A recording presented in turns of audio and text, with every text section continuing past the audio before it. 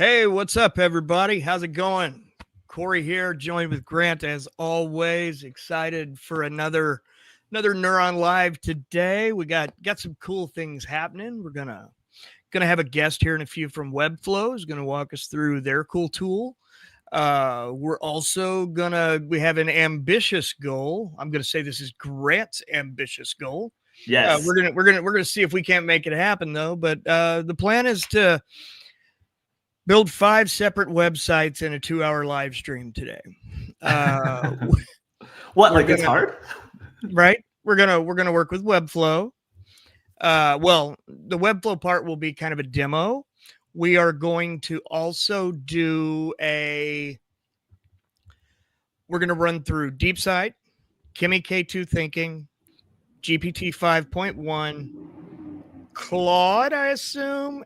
And yeah, we'll throw Claude in the mix. And Grant, did you have Gemini on the list? Gemini build, yeah. Gemini build that's in Google AI Studio. Yeah.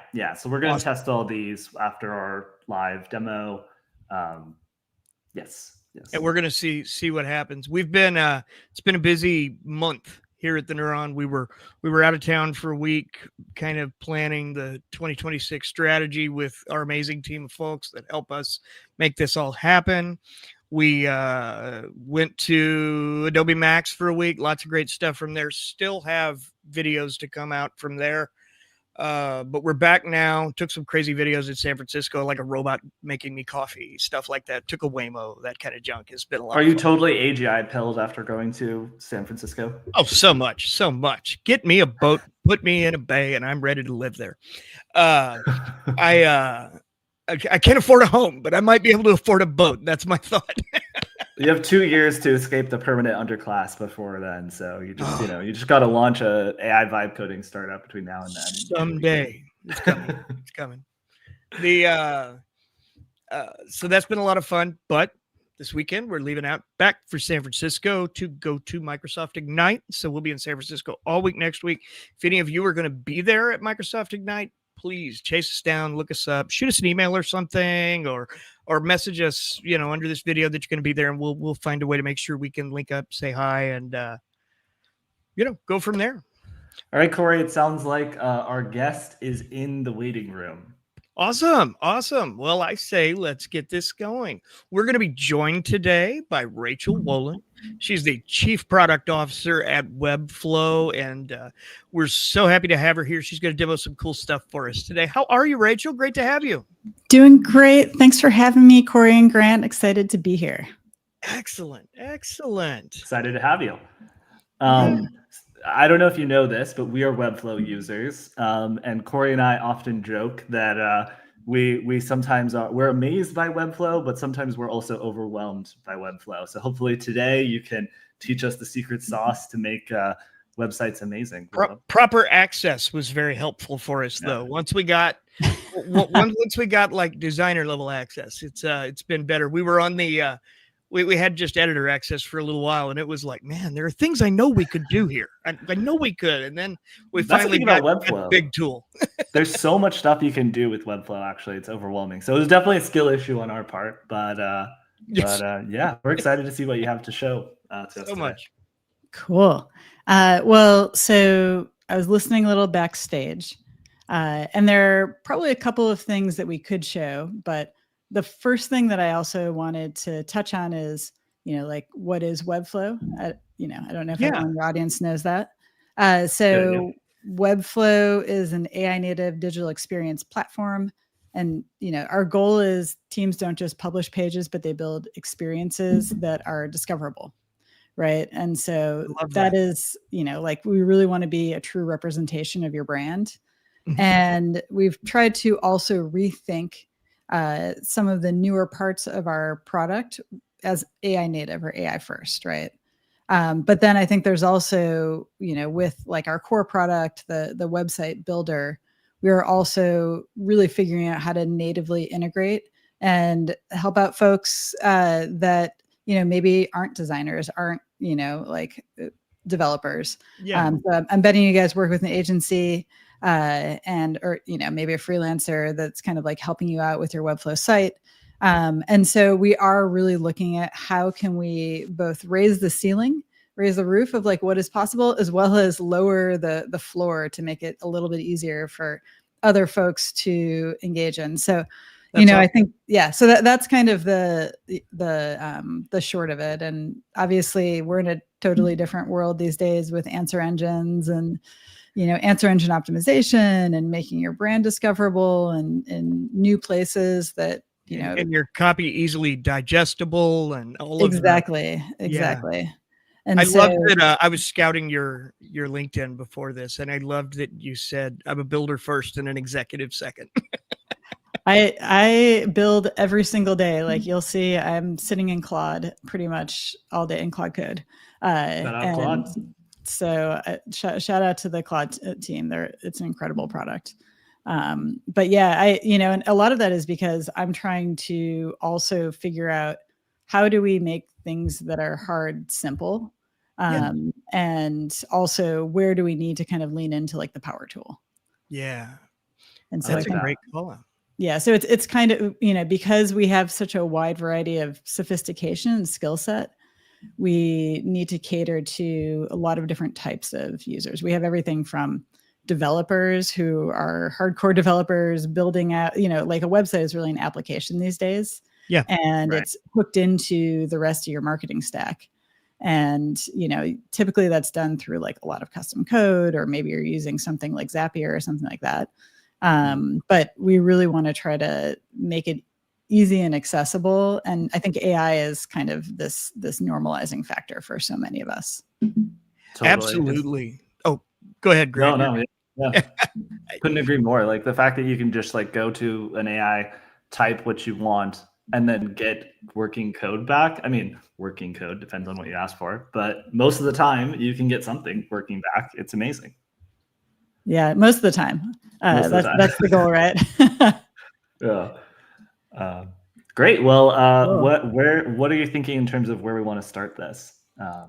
So there's a couple of things that I was thinking I might show off. I was thinking of showing off maybe some apps that I've generated. Yeah, that's awesome. And we can even like iterate on those apps. So maybe that's a good place to start. So just to set context, yesterday, earlier this year, we launched a cloud platform that allows you to deploy web apps to Webflow that sit alongside your website. And then yesterday, we launched our AppGen product into beta. So that's what I'm going to demo today is our AppGen product. And so I thought that might be fun. And then we can also talk about some of the other ways that you can kind of use AI with your website. Cool. And so that's what I was thinking about today. Okay. Now I need to figure out how you actually share without logging myself off of this. I've never used Vidyard, so should be the present button, right? Do you see the present button? Is it? Let's see. I do see it now, but that was like the plus with the yeah. monitor. You're like, what am I looking at here? What am I looking at here? Okay. I think I'm sharing the right screen here. Yeah, and then we'll bring it up on stage. Okay. Huge thank you to everyone who's here today. If you haven't yet, please take a moment, like, subscribe, all of the things. We have a goal. We're shooting to get to 10,000 subscribers before the end of this year, and everyone counts, and we sure appreciate the help. Wow. Cool. This is awesome. Excellent. What are we looking at here? All right. So we are looking at a website for a Miami-based party planner called Party Parrots. So Party Parrots is crafts unforgettable moments. And, I was also kind of like testing out generating new sections. But today, what I'm going to show you is first the way it's set up. Party Parrots has a number of different, so this is our content management system. It's effectively a database for content. And this is a visual content management system. We've had it in our product for 6 or 7 years. So this is not a new product. But what is new here is that what you can do, maybe I'll show like one thing off here.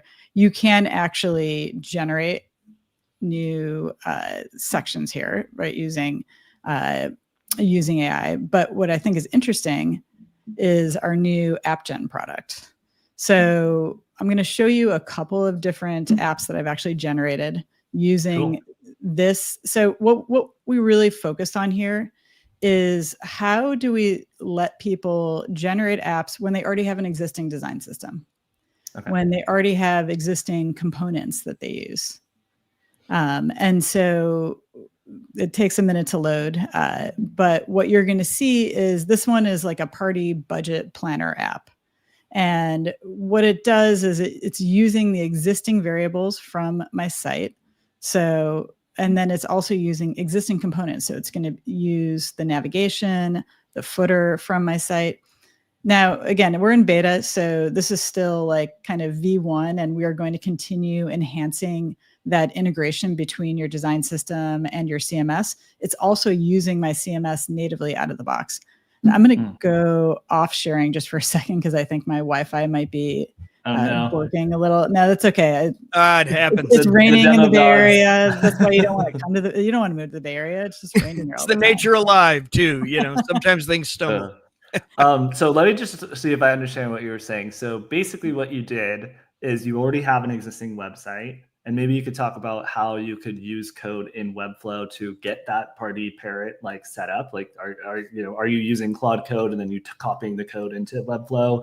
Does Webflow have a code editor in it? Maybe you could talk about that. So we have a app gen editor that is a code editor. Here, it's finally up. And let's see. I think my Wi-Fi is exciting today. It's raining like cats and dogs here, and where are you located, Rachel? Yeah, I live in Berkeley, California. Nice. I was listening to it sounded like you guys were out here last week. You got the good weather, and I was. We went out, even walked around Berkeley a little bit. Oh, nice. Yeah, we're going back next week as well for Microsoft Ignite. So if anyone's going, hit us up. Okay. So while you're pulling that up, what you'll see is we have a code editor, a full terminal that you can actually interact with, and then we allow you to deploy onto our cloud. Okay, so here is it's back. Can you push it in? Can you push it live? You can push it live. Exactly. So here we go. This is a app that I generated. So you can see it's prompt to generation. I included a CMS collection called Party Locations. And all I gave it was build an interactive map, right? Wow. So this is like, single shotting. I think your audience is pretty technical, but I basically gave it one prompt and then it gave me this back. And then it's like every other code agent where it's installing different different services, it's installing different components. It's basically making decisions. But what's interesting here is like, this is using my design system, right? Like, wow. Like we have a full design system that you have accessible, all of your colors. We're basically doing a mapping from your existing design system. Like it has your typography. It has, basically everything that you have already created for your design system, but you can now prompt an app, right? And so the ways that I think people are using this so far, they're generating pricing calculators.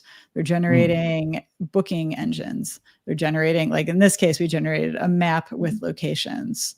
Like we really wanted a complement to your website. And we wanted it to be something that anybody could get a great result from. I think a lot of times what happens with here we go. What happens with a lot of the app gen products is it's totally disconnected from your website experience. It's like a third-party thing that you plugged in, or it's like something that you kind of stitched together from another place and sort of like cobbled on. Yeah, it's like cobbled together, and I think that there's still a lot of opportunity to continue improving here where, like, for example, we allow you to actually deploy directly to Webflow. This is like one of the key, places where we wanted integration, but we also were very focused on, okay, like what needs to be true? It needs to be secure. So what does it mean to be secure? Well, you need to have environment variables. So you can actually access your environment variables and then those get added and included instead of like storing an API token in your M file, or instead of, like it's basically deployed to the exact same hosting infrastructure that Webflow is on. So let me just ask a clarifying question. So Webflow Cloud, that means you're hosting all of this on the back end for them. That's right. Excellent. Cool. So it's like a one-stop shop basically, where it's like you can, whether you take the code from Claude Code, or you write it yourself, or you design it yourself, you bring it in here, then you can generate apps on top of that, and then you can host it yourself on Webflow Cloud. So it's all through Webflow, this process. Exactly. So just to give you a sense, like I think we are generating code. You can edit this code directly inside of our, kind of like IDE, but you can also access your terminal here. And then we are also like deploying directly onto our cloud. Now, what's different here is that you can also include, these are my CMSs. So you can include your CMS natively. You can natively, these are like the components, right? So you can actually already see the component. This is the exact same component that was on the website. Right. And then, it can also like interact natively with your CMS if I want to like go and add more locations, for example. So like, let's include the right context. So I'm going to go, and this is like party locations. So add 10 more locations in Miami.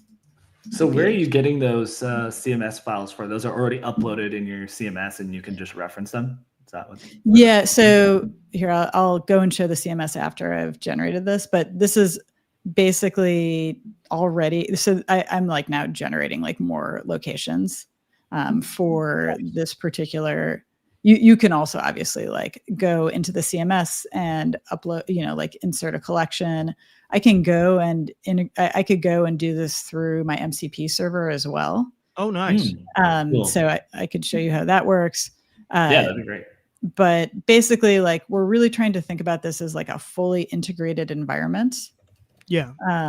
That, and I think we're still in like the early days of AI, so I think there's always going to be rough edges, but we've really tried to think through how do we make this as simple as possible? How do we make it so that it actually feels like there's native interoperability? And that's kind of our North Star. I want everything to feel interoperable, and I think to your point earlier, Grant, our cloud, we originally released to be able to deploy apps from, like GitHub, right? Yeah. Right. And so, for example, like one of the decisions we made was like, we haven't integrated fully into GitHub yet in this environment, but that's like during the beta, we will be.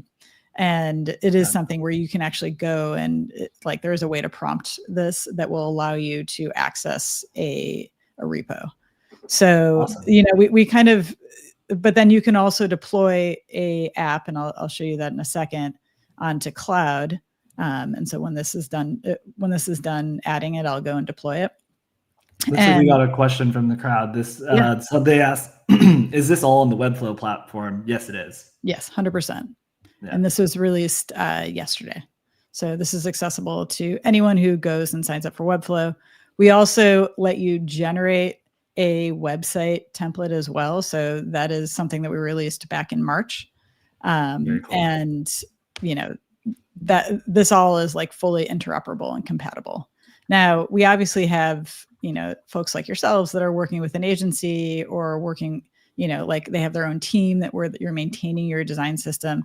This will work with that as well. So we've really tried to think through how do we help, we obviously have a very wide set of customers. We have customers from, like a 2-person team to a like 10,000 person team that are building on Webflow. And everything kind of like in between. We have customers like the New York Times and Dropbox and that are building production sites on Webflow. So that's really like the gold standard. Are you telling me that the New York Times runs on Webflow? No. They have subsites, not the NewYorkTimes.com. Yeah, I was gonna say that's a pretty awesome plug right there. No kidding, right? We do have Fortune 500 companies that run their main.com, like Verifone. runs And would their main definitely welcome them. That's Yeah. awesome. Yeah, I mean, I know, developers in particular like Webflow because there's so much functionality in it. And so what's cool about this is like, yes, for the average person, like a lot of people probably watching this, maybe don't know how to code websites or have never used Webflow before. So they can generate stuff inside Webflow, which is great. But then for the developers, they can generate inside Webflow and then they can go in and edit the code themselves, which is also great. And there's so much functionality here. And as someone who's built a number of sites using builders, I am not a developer. There are a lot of powers this would give me that I don't have otherwise, and a lot of functionalities that would be much easier to build include. It's really impressive, and I think says a lot for accessibility. Yeah, I think what we're also seeing is that there's a lot of these app gen products that I kind of think about accessibility in two ways now. Obviously, for humans, Yeah, your product needs to be accessible for humans, but also for agents. Mhm. Totally. The product needs to be accessible for agents. And so we've really tried to think about, okay, if you natively integrate the CMS, how does that become accessible to agents? And so we a couple of weeks ago, we also launched a new AEO product that is also part of our just core platform. Cool. For answer engine optimization for anyone who isn't like deep in the I details. had to think about here. it for a second. So accessible to be crawled by ChatGPT, Gemini, whatever. Every answer engine has like a slightly different approach that they're taking. And so let's see if this actually published it. So I realized that it created all these items, but it did not actually publish them. So there are some like nuances where you have to, I think these are, again, rough edges where we need to go and like kind of file them down as we're building things. But I think the main point is like, you can deploy right here. So one thing I'm going to show, so here, I'll start a deploy. But one thing that I'm going to show here is that this is like my dev environment, right? So I've got like environment variables here. I've got, like I can see my runtime logs. So this is like a full development environment that's also accessible via command line. And so again, we're really trying to build this like fully interoperable experience for developers, for designers, for people who like don't know anything about design or development, but still want to launch like, hey, I want to launch some kind of like viral app to try to drive traffic to my website, right? Like that is a very common use case. And then we will be adding other types of apps into here as well. So obviously, we're looking at other types of apps besides web apps in the future. Like I have two questions for you, Rachel. So the first one is, are you working with Claude Code directly in the terminal here? No. This is we have an agent that's basically working with different, with a variety of different models. Okay, cool. Yeah, but you can still talk to that agent in the terminal. Exactly. You can still talk to like Claude Code if you wanted to. Cool. And then the second question, this is again from Michael Lyons, if we're pronouncing that correctly. Can it integrate with something like WordPress or another CMS, like the app generator? Or does it only work in the Webflow ecosystem? Yeah, I mean, theoretically, yes. I don't see why not. We can use other headless products. So, for example, I've tried it with Supabase. I have never tried it with WordPress. I've tried it. We're basically using our CMS as a headless CMS here. So that means, just for everyone, could you explain what that means? Yeah. So headless CMS means that you're interacting with, here, I'll show you. You can go to developers.webflow.com to see our docs as well, if you're curious. If you don't know what a headless CMS is, don't feel dumb. It's new, but I say new. It's pretty new, but you'll be hearing a lot about it for a good long while moving forward. Yeah, it basically lets you interact with a CMS collection and the CMS items in a collection, but not have a visual interface. Right. So being able to, for example, here, let me go back to this.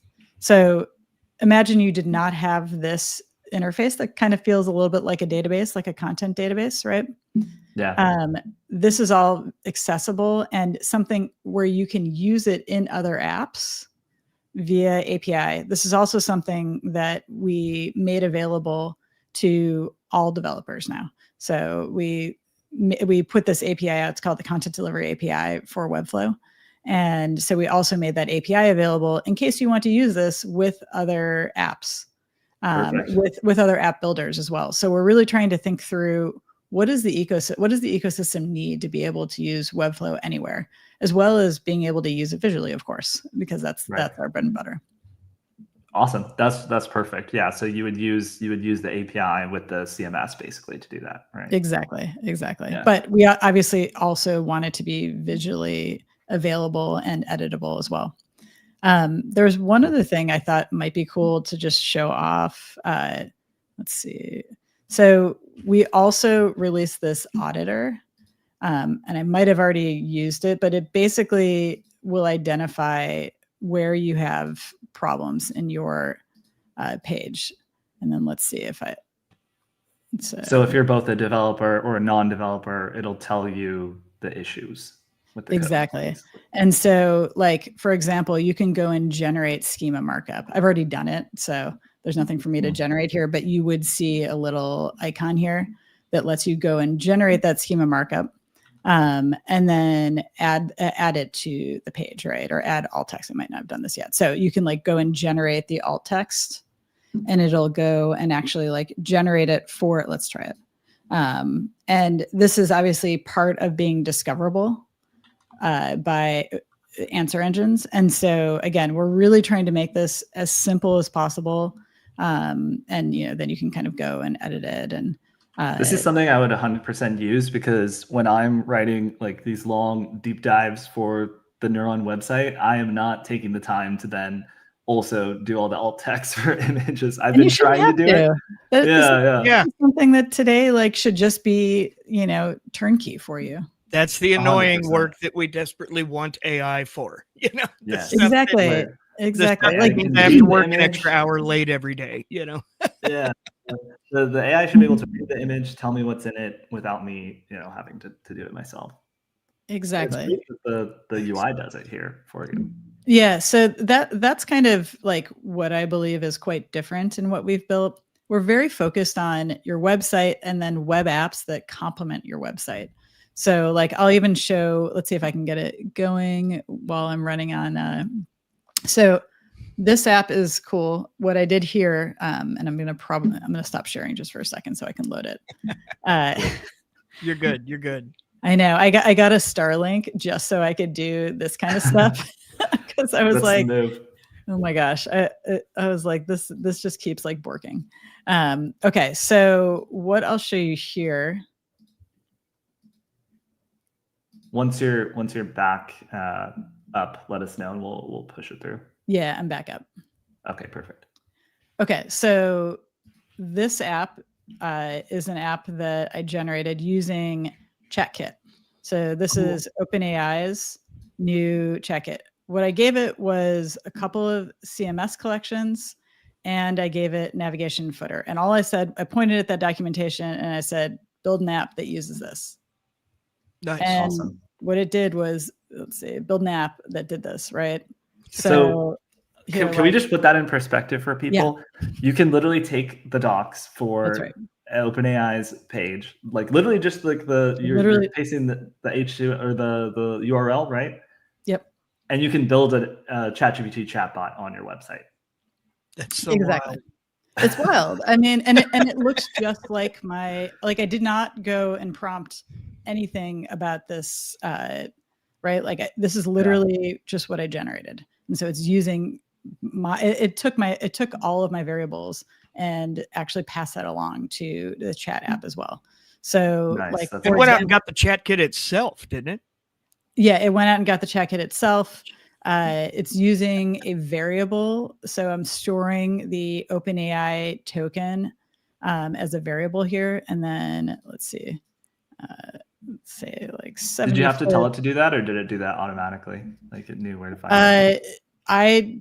It will do this automatically now. When I built this a few weeks ago, it did not. Fair So enough. it should do that. Tell But me if that's it where the doesn't. idea came from. Right? Yeah. Again, it's like this is part of building in public is Yeah. just understanding that this is all evolving. And I think for us, we wanted to get something out there and see what people were trying to do with it and break it. And that's a little uncomfortable for us because we really try to focus on like, what is the most production grade product that we can ship because we have such a wide base of customers. So what we're doing here is really, but again, we have a lot of confidence in this product and are really excited. So 70th birthday for my mom. Oh, happy birthday. Yeah, happy birthday, Mom. Her birthday is in January. Like, that sounds great. So now ChatKit is chatting back with me. So let's say my mom's birthday is Jan 12th. We just got an interesting question too, Yeah. related to the chatbot. So Before you ask that, it looks like we can't see what you're typing, Rachel. Sorry, let me tab. Yeah. let's see. Let me share this tab. There we go. So this is the actual app. Oh, Gotcha. Perfect. So the question was, rather than using OpenAI to automatically generate a ChatGPT bot for the website, can it do the same thing with Claude or Anthropic? Well, Claude Anthropic. Yes, you definitely could build this. I happened to use this because they had released ChatKit a couple days before, and I wanted to see if I just gave it like a straight shot. Yeah. This is basically an app that ChatGPT has built to make it very easy to go great chat. Of course, you could definitely go and build this out yourself, require more custom. Custom for sure. engagement. Okay, so let's say I'm gonna go big. I'm gonna spend $20K on my mom. I love you, Mom. And that's a good daughter right there. Right. And my mom, what is my mom really into? She's really into pickleball. All right. So my mom loves pickleball. Great. And then, like, yes, I want you to tell me what vendor. So what it's going to do now is actually pull vendors from my CMS. So these vendors actually came from my CMS. We're passing that into ChatGPT to suggest vendors based on the response that I gave it. So, and then, like, yes, of course I want to talk to the Party Parrots specialist. And right, like, who doesn't? Okay, so I'm going to give it my work email, and then I'm going to give it this. And so this form, did you tell it anything about creating this form, or is this all ChatKit and the AI? I did prompt it here. Let me stop sharing this one. So I'll share. Let me share my screen again. Here we go. Okay.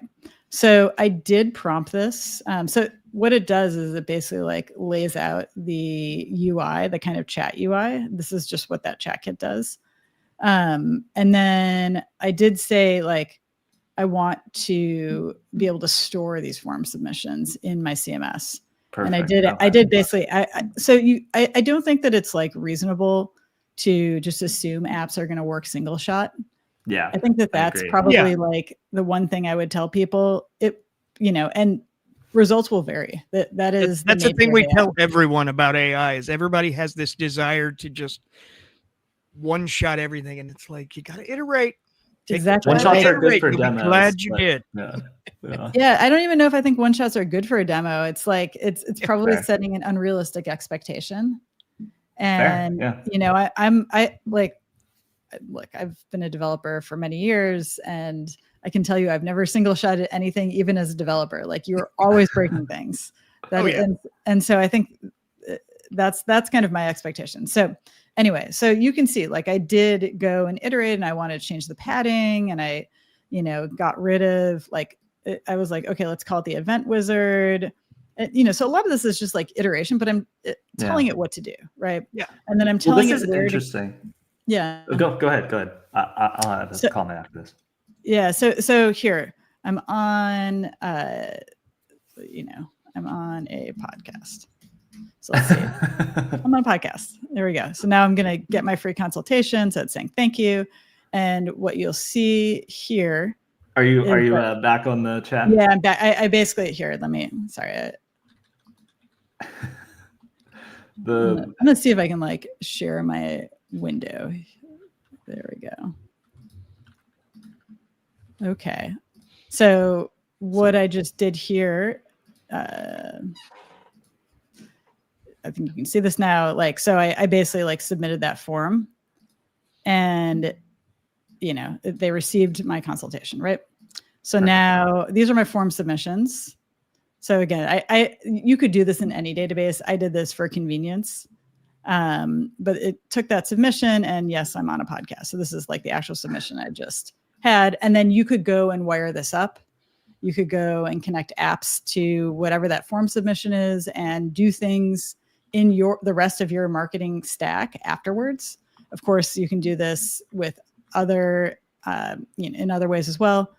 Anyway, so we also 3 days ago GA'd storage on Webflow Cloud. So that is, we also have native storage on Webflow Cloud that we will be integrating into our app gen as well. So cool. I think of Webflow Cloud as like something we've built for developers, and then app gen is trailing like slightly behind because we need to create the tools and then make them accessible through app gen. Right. Okay. That makes sense. That makes sense. What I liked about what I was going to say before is what I liked about the demo that you shared with the chat interface is that it looked like, I don't know how many prompts exactly you went back and forth, but it seems like it didn't break after like 10, which is rare. I built this in like tools. I built this in like an hour. Like I wouldn't say I built it in 10 minutes, but it did require me to be like, okay, like I did something intentionally slightly more complex because I wanted to see if I could break it. Yeah. Right. Yeah. And I did break it a little bit. And that was like part of it. And I built this 3 weeks ago or something like that. And now I think it would implement it in a different way now. So I kind of look at AppGen as like a living, breathing product that, lots of people will try to break in different ways. And we're going to have to figure out how we stay ahead of that and how we actually, and so part of the way that we see that is by seeing when something breaks. Mm-hmm. We call these evals, right? Yeah. And so and then every single time there's a new model upgrade, we're always going and trying to test out bleeding edge models and seeing like, well, did that eval or did that prompt that we gave it, did it break this time? And sometimes it doesn't because the way that it manages tools and memory and all kinds of ways that models get upgraded actually changes this experience. So it's like an organism, Wow. Yeah. I have a quick question about this from a reader here that I thought was really interesting. Could you bring a design file from a site you've built elsewhere and have it fit this to Webflow? It's a great question. Yeah. So yes, it will work. So we do have a Figma. Let's assume Figma so we do have, this is one of our most popular integrations, if not the most popular. It's called Figma to Webflow. You can take a site that you have generated previously or that you have designed previously and then import that site. And that will get imported pretty much like in a one-to-one mapping. You can sync layers, variables, styles, components, elements. So this is a very well-baked product and has been beloved and used by many, many developers. And it'll Webflowify your site. It will right. I mean, I think that's really the benefit of Webflow is that you can go and edit, right? But it is live code that you're editing. And I think that is the difference between having layers, like what you get in like a Figma file, versus Webflow, where we've really tried to think through like this is, an H1 tag. This is a header tag, right? And this maps to a variable which maps to a style. And so we've really tried to think through, like we call it the Webflow way. You can go to the webflowway.com and, check that out. We put together like a very, very comprehensive, this is how we believe you should build in Webflow. We can link that in the show notes later. Cool. But, I think that we're really trying to think through how do you have a whole system where you can take a design that's like a flat design and turn that into code that is production grade.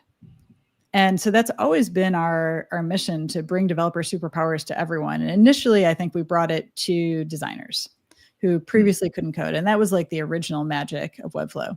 Yeah. Now we've really tried to focus on how do we create a system for people who do code. So we have a lot of developers that use our CMS, that we also made it possible about a month ago. You can actually ship code components. So let's say like a slider that you want to integrate into Webflow, you can just push that through our command line interface. And then now, obviously, we've built AppGen. AppGen is a product, we don't know who's going to use it yet. I think that we expect developers will use it and then probably go and modify the code. We expect designers who are more technically inclined designers to use it, but we also expect, just like people trying to market their site. The curious. Yeah. I mean, so that's really our goal, is to like, how do we make this so that it's a system so everything feels like it fits together and it feels like it represents your brand. And I want to go back to what you said about Figma. So Figma also has its own set of AI tools. So let's say you're not a designer, you're not a coder, and you want to make a website yourself. You could start in Figma. You could use Figma's native AI tools to help you design, like I think it's called Figma Make, if I remember correctly. You can ask it questions, design via prompt in there. And then once you have something that you like, you can then take that into Webflow without having to do any of the code or really any of the, actual design. I mean, you can, I assume you're going to want to go in and mess with stuff, which is why you're using Figma. But yeah. That's right. I do think that they've really focused on the prototyping market. Right. I don't think they've quite cracked production grade yet. Okay. What I did want to show is this. We do have an AI site builder that is excellent. Let's go. Yeah. So let's say one we're going to test is we're going to do a coffee shop website. Sure. If you want to just, I can give you the prompt for that if you just want to riff. Sorry, let me hide my sharing. All right. So yeah, let's a coffee shop in San Francisco that focuses on craft coffee. And want to throw in a wild card, made by a robot?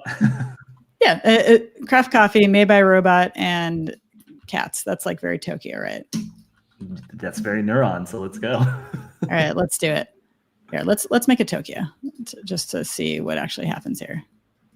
I like it. Okay, so what this is doing is it's generating a page for you that you can this go. UI. Yeah, it's pretty rad, right? Oh yeah.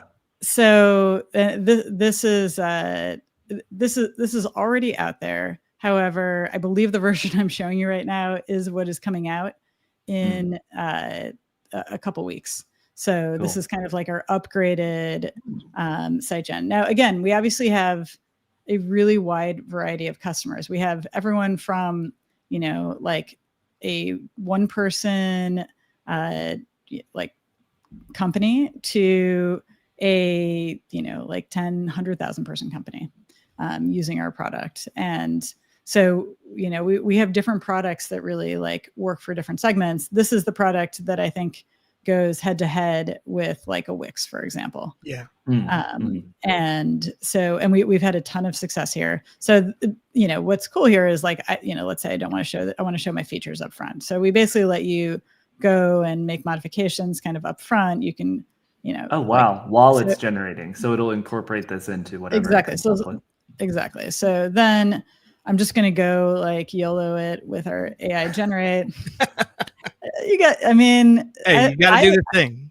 You got to do your thing. Well, and what you'll see is there's like a very, very easy way to modify it. So you can customize your design. This is showing like a little bit of an animation.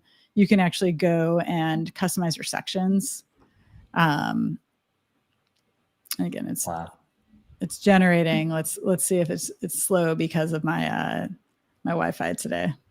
Is it so? This that's coming up, is it showing you what it's doing technically? It's showing you it's showing you how to use the product. Oh, I So, gotcha. Okay. Yeah. I thought that was like it was live, like editing the features. No, in the background, I like that. That would be fun to basically have. We've got like a little elf behind the scenes. Yeah, the Webflow elf. That's right, the Webflow elf. Okay, here we go. So, crafted by robots, approved by cats. I love Nice. And so, oh my God. That's great. There you go. I was gonna Wow. say there's Pretty not enough good. cats in the intro, but that's good. Exactly. Coffee, cats. Where is it getting Tokyo. these images from? So we're generating images. Cool. Wow. So, Chill I with think our cats. there's my cat right there. This is pretty good for like a single shot. It really Totally. is. And then you can also go and like kind of we've tried to take like a combination of taste, which I think is difficult. So Yeah. being able to we don't want people to go down the dark rabbit holes. We want this to be What do you mean by something- that? I think with taste, it's very difficult to actually get something good out of these AI site generators. And that's fair. we've seen that for this particular path, when people are using this product, it improves our conversion as well significantly. Very cool. Because people are able to get a much higher quality output that they can actually go and modify themselves. So, you can like modify color here. You can modify like what you want your buttons to look like. I mean, we have a lot of different, and this is all accessible once we actually accept it. But let's say, I want to change, like swap the style here. It's going to change. I think it swaps the sections. It's relatively real time, these edits. Yeah. Yeah. Yeah. And then I want this section to go down. There we go. Okay. So, and then I can like kind of change out the color. So let's say, and then what it does is it basically brings you into our building experience. And what we've also done is, and this is a product that we demoed at our conference, and we'll be releasing probably like early next year. But we also have an assistant that fully integrates with this, right? So I can pass in context about that section and, how can I improve this section?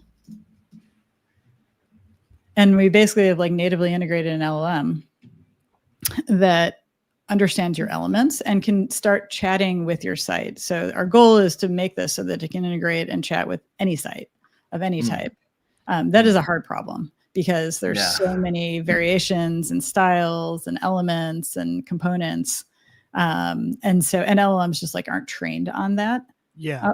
And so that's part of the reason why you get what people describe as like slop, because LLMs are trained on a very, very small corpus of like what good design looks like.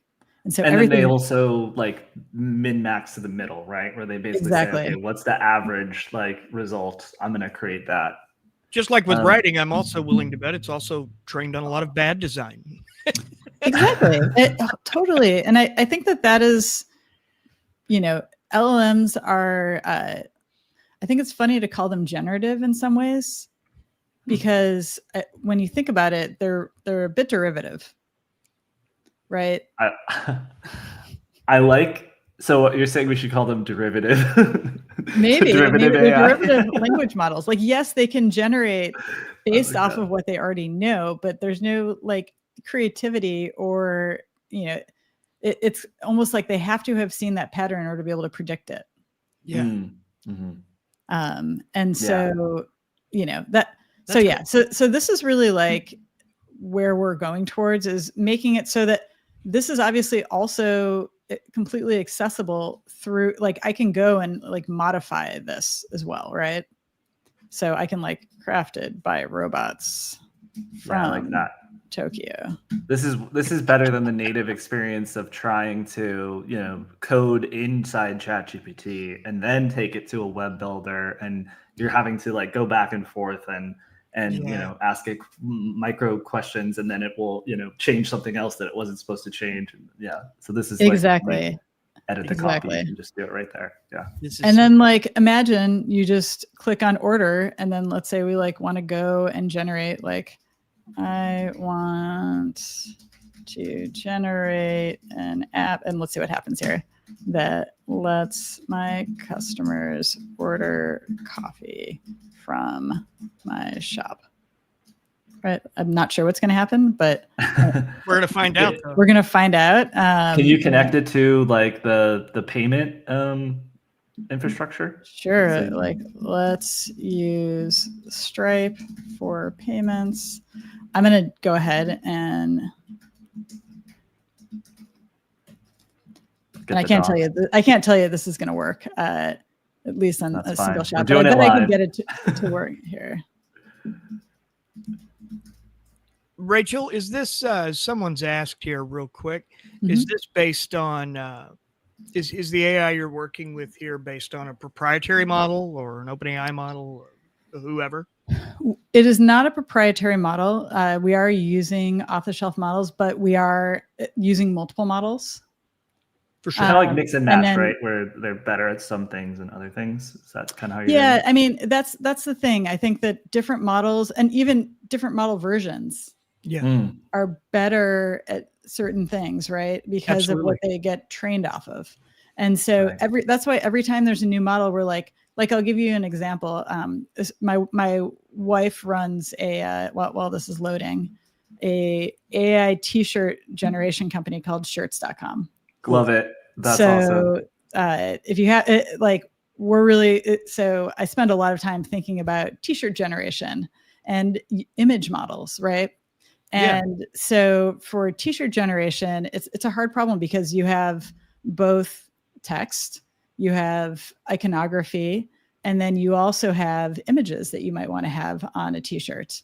Right. And so for each of those, we're prompting different models. We're prompting Nano Banana for images, and then we're prompting, ChatGPT, like we're prompting, like the OpenAI model for other parts. And then we maybe are using a different model for editing. And so a lot of this is like optimizing cost as well as quality. Yeah. And, is your wife's website through Webflow? This is not through Webflow. We built this using Claude Code. Cool. Cool. So fully self-hosted? Fully self-hosted. Awesome. And so, although I do think she will eventually switch over to Webflow because I think look at all this stuff she can do with it. Well, I think a lot of it is like this. It wasn't available until yesterday. Yeah, that's fair.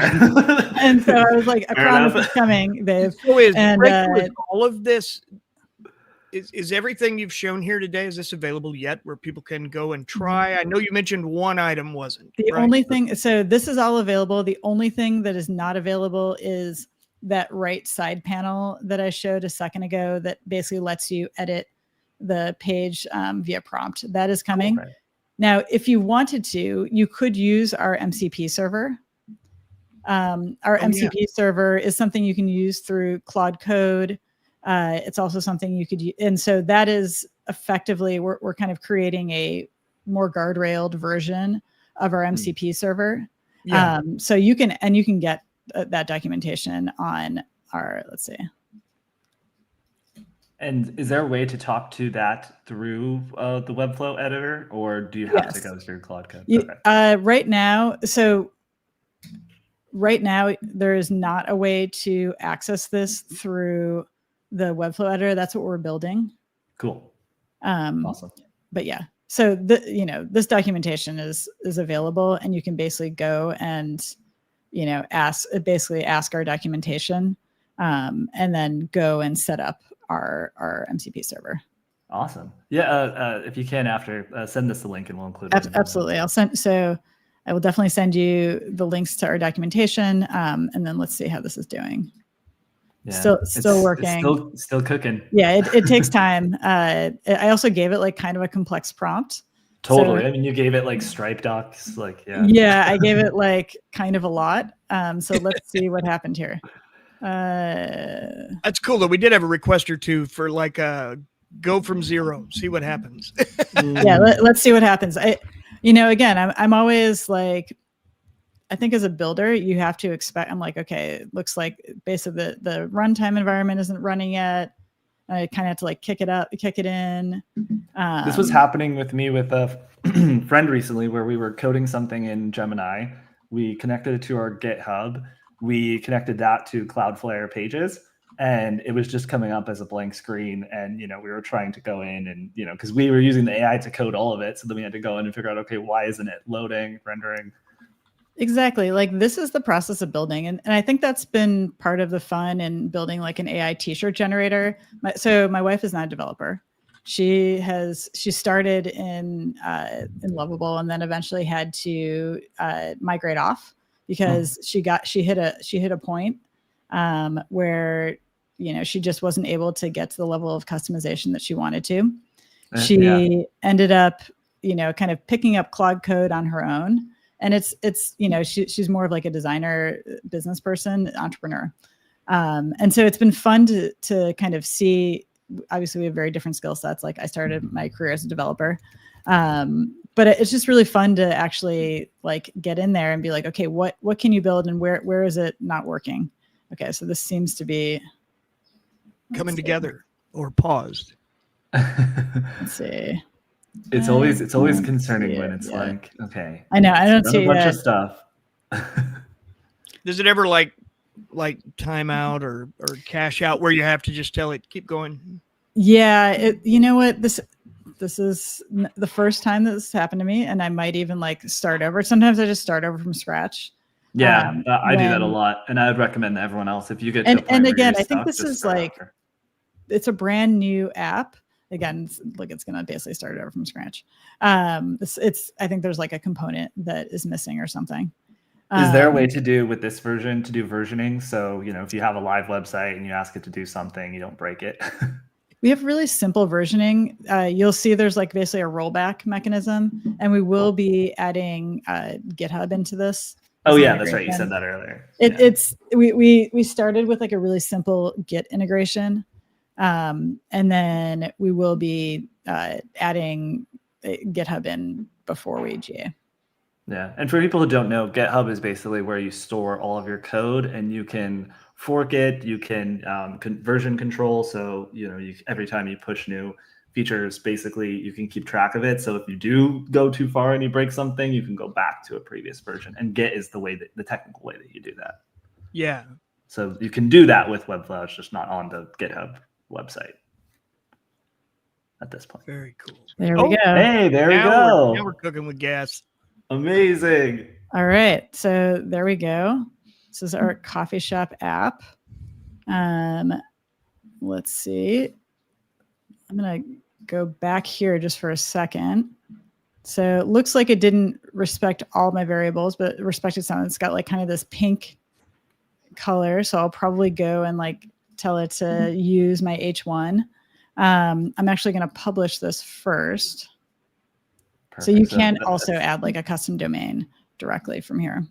So and that's as easy as just clicking that button in the top right corner. It's as easy as clicking that button, and then either you've bought it someplace else or we can actually purchase it. Sweet. And then go back to my coffee ordering app. Again, it's like, this does require like thought. You sort of have to have an idea of what you want to go build. Yeah. But I was thinking too, with the coffee app, you as the designer have to think through, okay, what happens when they buy the coffee? Like, does that send an order to my CMS? Like, you got to track like the dependencies in that. Exactly. And so it's not as easy as just putting up a storefront and selling stuff. What I want to show you here is like, I can tell it didn't respect like my body font. You should use my body font. So I basically just like went and copied that and my H1.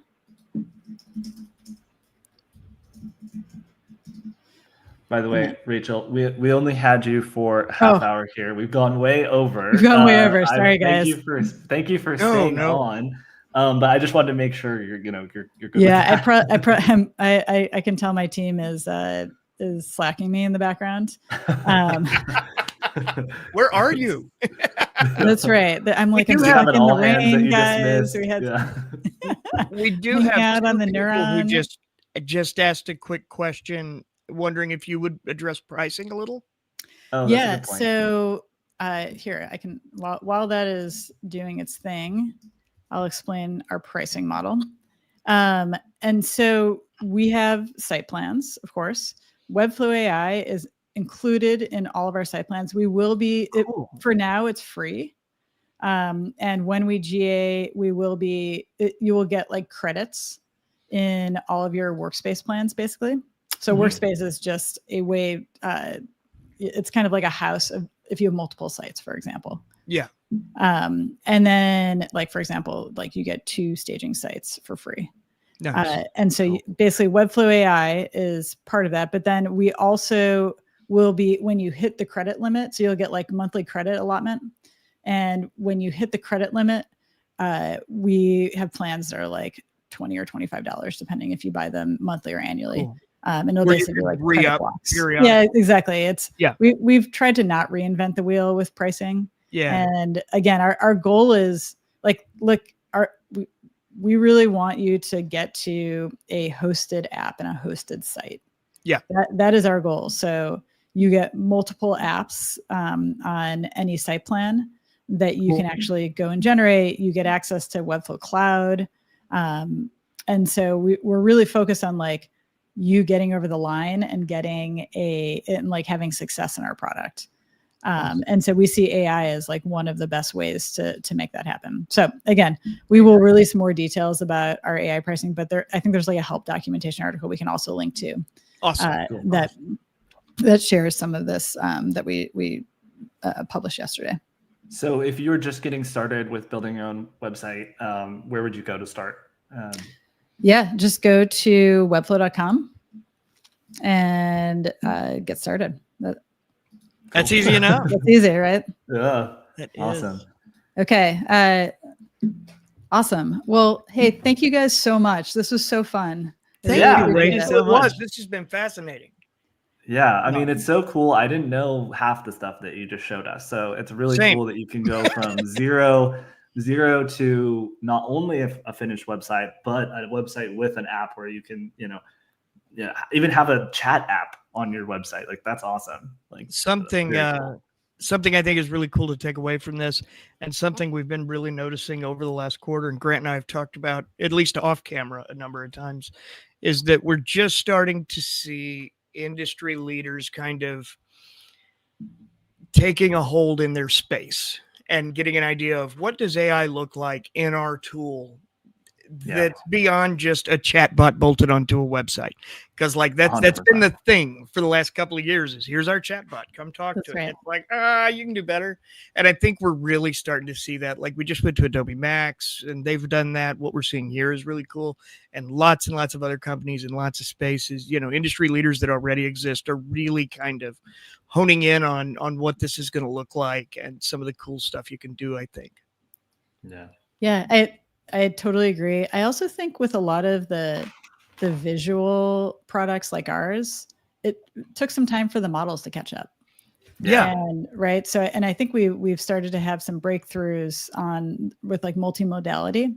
Yeah. And that's where you start to see the applied AI applications that are built on top of them really be able to properly prompt them and use the tools that they provide, right? Like all of the agentic SDKs that came out in the last year, you're starting to see those get like really integrated in interesting ways into apps. Like we're obviously looking at this is our one of our first agents that we've released, but there will be many more. And so that's what you can expect is we think that there's just a lot of drudgery that happens when you're building a site. And humans are better at creativity. Like that's to your point, Corey, when you write, like that is your craft. That is something that you are like uniquely good at. And yes, like AI can probably copy your style, but is it going to copy your ideas? No, because those are coming from you. That's right. And so, and again, I think that's why I say it's like, it's funny that we call these models generative. Yeah. What did you say? Derivative. Derivative. Yeah, they are a little derivative. They're training them the open web, right? That's fair. Yeah. That's fair. Yeah. So anyway, Awesome. yeah, Thank you. so Last, much. last sorry, question go for ahead. you. So you're using Claude Code to do most of your coding these days? I use Claude Code every day to basically run my life. I mean, I can, if you want, I can show you really quickly, like how I prep for your podcast, if that's interesting. Well, we want to keep it focused on building websites. Can you show us how to build a website with Claude Code?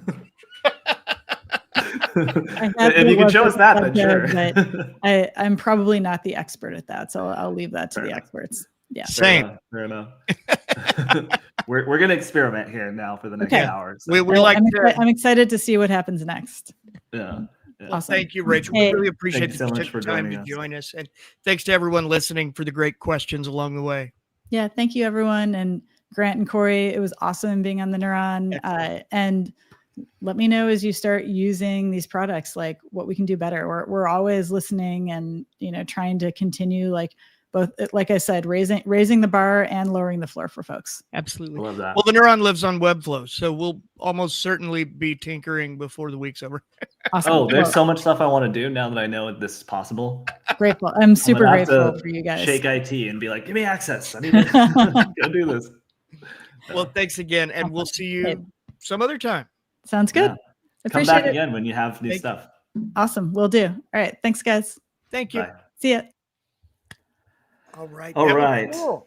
That was awesome. That was much more in depth than we thought, but in a good way. Like we learned a ton. So we're gonna speed run through some of this other stuff. That's okay then. Yeah. We got a couple questions here real quick. Grant and Corey would love to learn how you set up Zoom or other platform to do this format. We're working in StreamYard. We work in StreamYard, and right now this is funneled out live to some of you are watching on YouTube, some are watching on LinkedIn, some are watching over on X. It's the first time we've tried that before, and so far it seems to be going good. Normally we just stream from here to YouTube, and we use this because it's easier to we use StreamYard because it's easier to have multiple people, multiple screen share. Screen share. By the way, I apologize. I'm a little extra hoarse today and keep going off camera. I'm fighting a cold and really trying to hang in there the best I can. You're doing a great job, Corey. You're doing I keep the pulling down so you don't have to watch me hack my brains out. Also, can we just give a shout out to Michael Lyons, 444 with the questions right? that got featured. Nasser Jones here asked if we could share our handles as well. Where at? Social? On social? On X, I'm just at Corey Knowles, CoreYNOLES. Is the Neuron Scribe, but I'm mostly a lurker finding AI news. Let's see. I'm occasionally a rambler. Yeah, this is me. If you follow me, I like a lot of breaking AI news stuff, so you'll find it there. And easy to find on LinkedIn as well, and just about anywhere else humans can be found wandering and talking about nonsense. Before we get into the second half of this, make sure that you subscribe if you haven't yet. Yes. Share this YouTube channel with anyone if you can. We're doing a end of the year push to try to get to 10,000 subscribers by the end of the month. That means we can create even more videos. Like we want to do a lot more how-to tutorial videos. If we get to 10K, we can do a lot more of those. So absolutely, definitely subscribe if you can. Plus, we'll be bringing a lot of cool stuff next week from Microsoft in San Francisco. We have a slate of interviews already lined up with people from Microsoft, people from partner companies, and a couple of sponsors as well. Not even our sponsors, Microsoft event sponsors. And whatever cool we find, we'll do more videos like the Waymo and the coffee robot. All right, so I want to start this second half of this real quick by going head to head with two different web builders. We don't know what they're going to be with the newly launched Code Arena. So I'm going to go ahead and share my screen, Corey, if you're ready. Okay. I think the Code Arena is a really good way to do this and showcase multiples at once. Yeah, let's do it. So by the way, a I'm big gonna go thanks to Ikatori and Monique Santos, who are both helping us today. Yeah. We generally do this all by ourselves, and they've been handling a lot of the back end stuff for the first time, and it's been a huge help for us. For real. They're That's rock awesome. stars. Okay, so it looks like I'm up here if you want to push me Excellent. through. Okay, great. So this is a newly launched Code Arena. Basically what you do is you go to the LM Arena. Where's the link? It's LM Arena.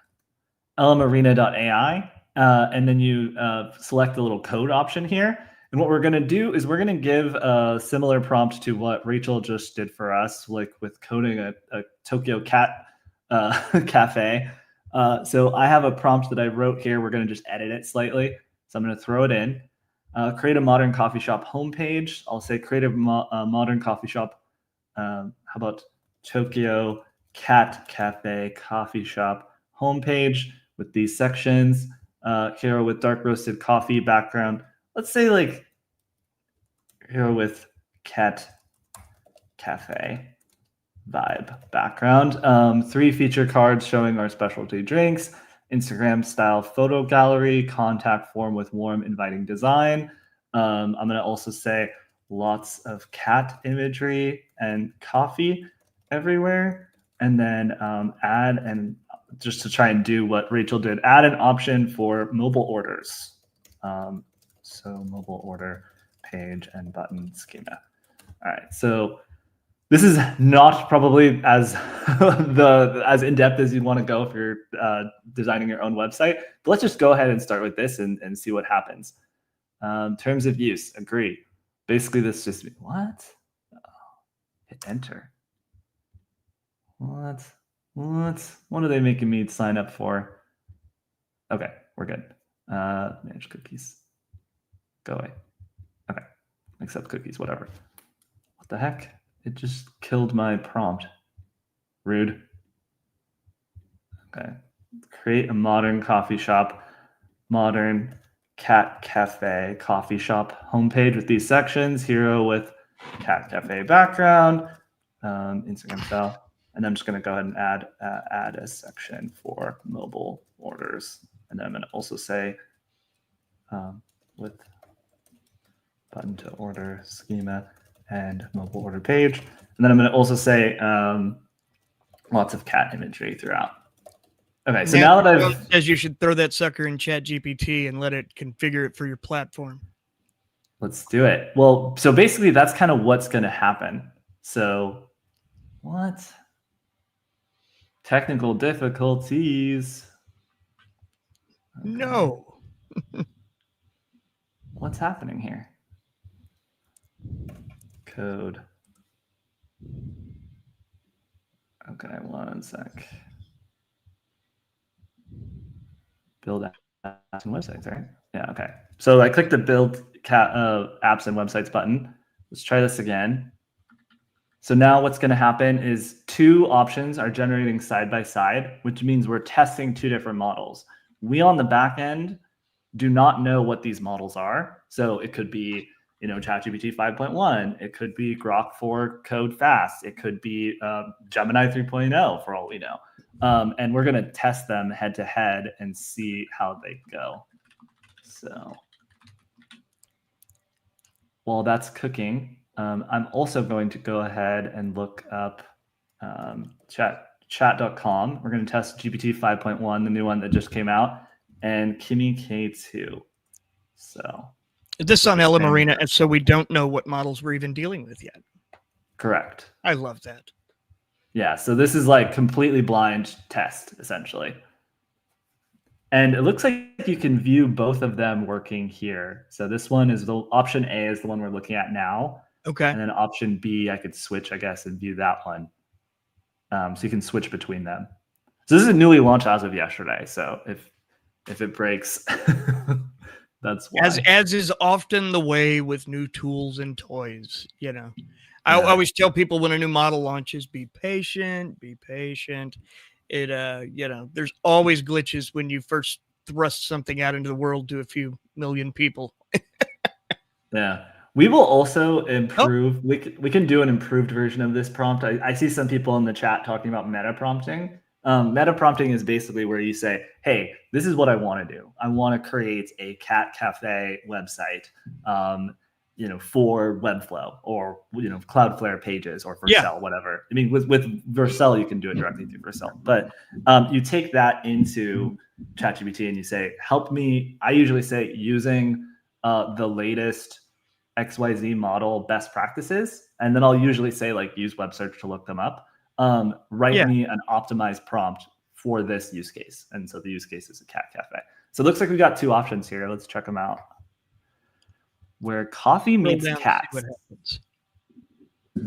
I wonder if I can full screen this somewhere. Boy, that's an ugly coffee to have in the picture on the website. Well, to be fair, I don't lattes go. I don't think this version is good with images. It's got a lot of broken images here. Order ahead and skip the line. Okay, what happens if I click download? Oh, nice. Links you to the App Store. That's cool. And then visit us today. It's generated all this stuff. So this is nice. So this means you could then go in the code, and on here you can go in and edit all of these things. So you could change the name of the website. You can scroll down to find where those hero images are. You would bet in the code you can also tell who made it. Oh, interesting. Because it might be connecting to their model. Maybe not. Oh, that's a good point. It's using Unsplash. Okay. So stock photos, it's not generating them. Yeah, so this is all interesting. Someone called out you should have asked for Unsplash images, but it did that on its own. It did it automatically. It didn't even have to ask for Unsplash. So let's see option B. Someone put that ugly coffee on Unsplash for others to use. Uh-oh. I think this one's way better. Oh, this is cool. Yeah. It's got a cat background, so it's already better at instruction following. Order now. Mobile ordering. Order online. Oh, yeah. We pick up. Start your order. Your order is empty. Add some drinks to get started. Let's see what happens. I'll do Grant. Pickup phone number. Hey, you shouldn't use a real phone number, by the way. I'm sorry if that's your phone number, but I did that a while back. Actually, I thought you were about to use mine. I'm in Missouri, and I saw the first two digits. It was like, Grant?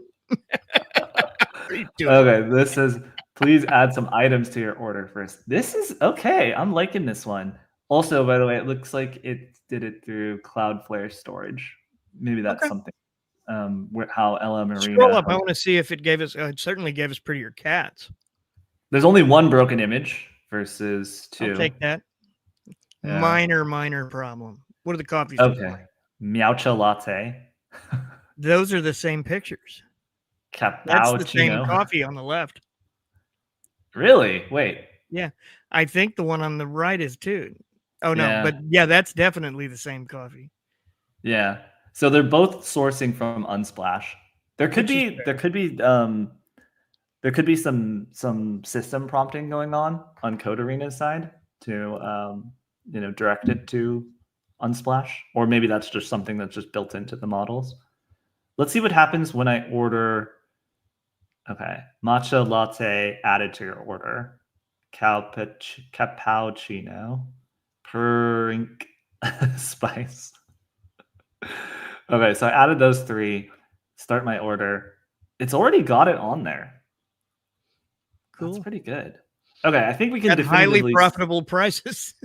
Yeah, wow. $7 for the I pumpkin say that spice. $19 for 3 coffees. That's on par.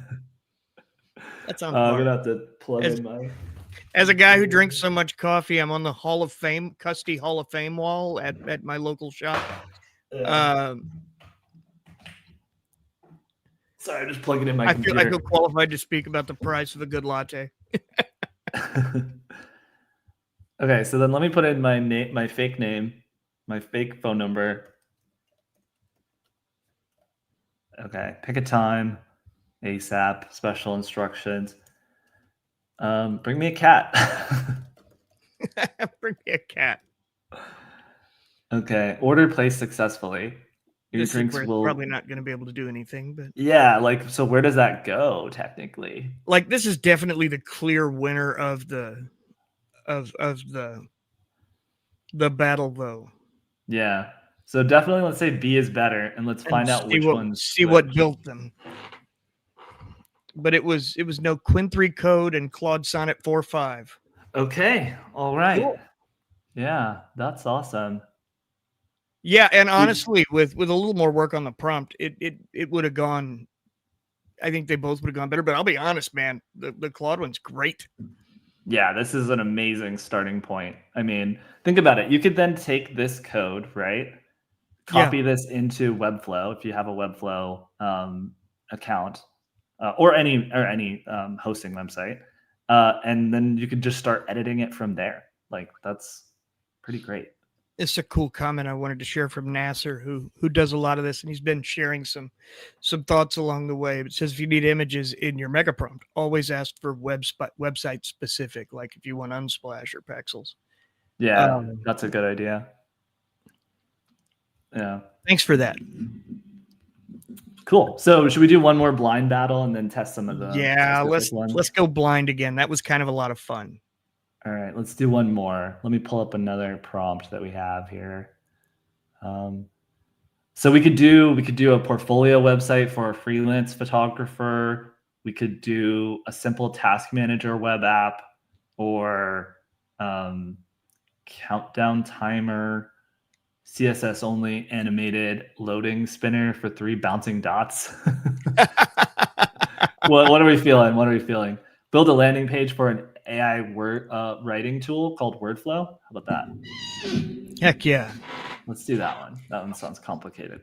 All right, so we should do these battle videos more often. It went really well with the time we did the the text to speech ones. Those were so fun. Hopefully we could get a secret model in the app here. Maybe Gemini 3.0 shows its face. Everyone keeps posting. I've been hearing for 4 months that Gemini 3 is coming next week. I just absolutely ignoring it now. Yeah, I wonder if that's just people online making hype or if the Gemini team keeps pushing it back because we haven't heard officially when it's happening. Yeah, so I'd say both. I've heard rumors, but yeah. I'd say both. And you know, there's always a desire to keep it in the conversation, even if it's not coming.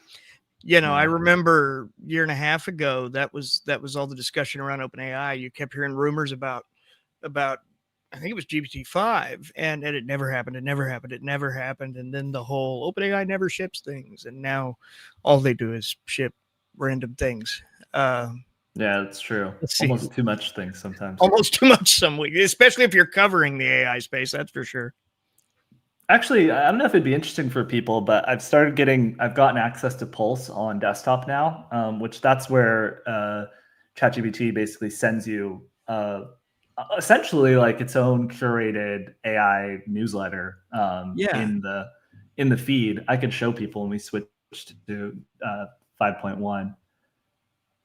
Okay, it looks like both of them are done now. So let's compare. So just so everyone's clear, so we asked the AI to build a landing page for an AI writing tool called Wordflow. We want a hero with gradient background, purple to blue, which of course purple. AI loves purple.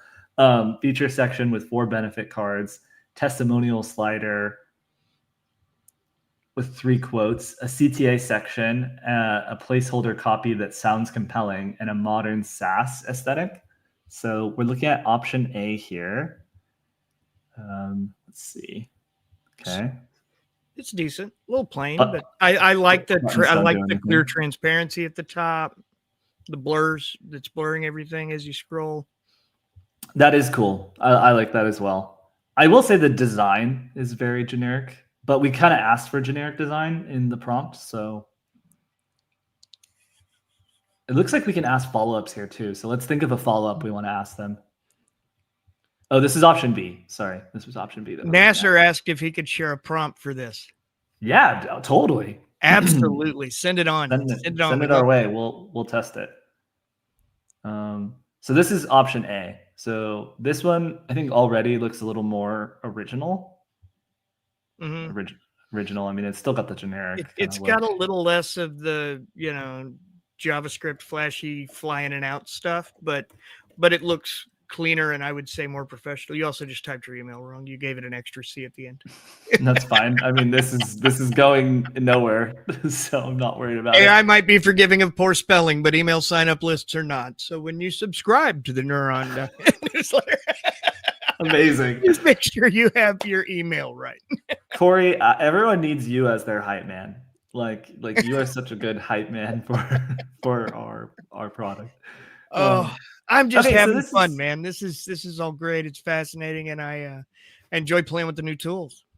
I would say these are both very basic. So let's give it a follow up to edit. Not Nasser, is your prompt a follow up or a new one, net new prompt? Let us know. I'm gonna say both options are bad. I mean, it did give me what I wanted. Fair. I don't know that they're bad. Well, look at this. So GLM 4.6 and Minimax M2. These are two open source models. Yeah. Let's give them a good. GLM 4.6 yet. That's been on my list. I'm just going to give them a vibe reaction to this. I'm going to say this is good because you gave me what I wanted, but I don't know what I want.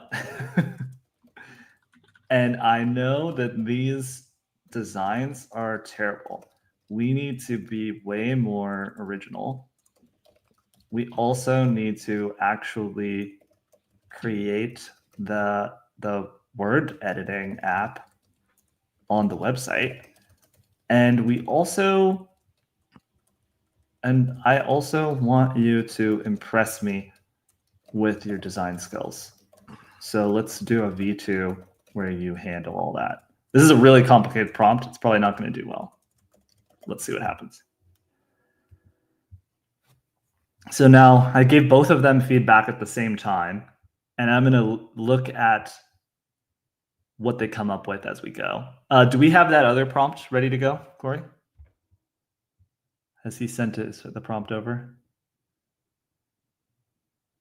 Let's see.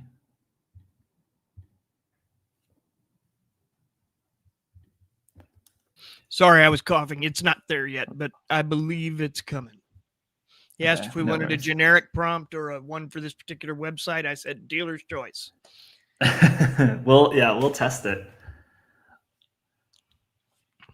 This is cool. I'm glad they added this. This is different.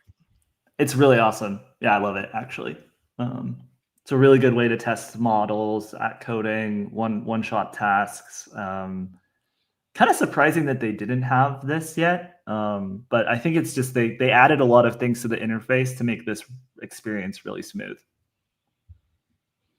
So excellent.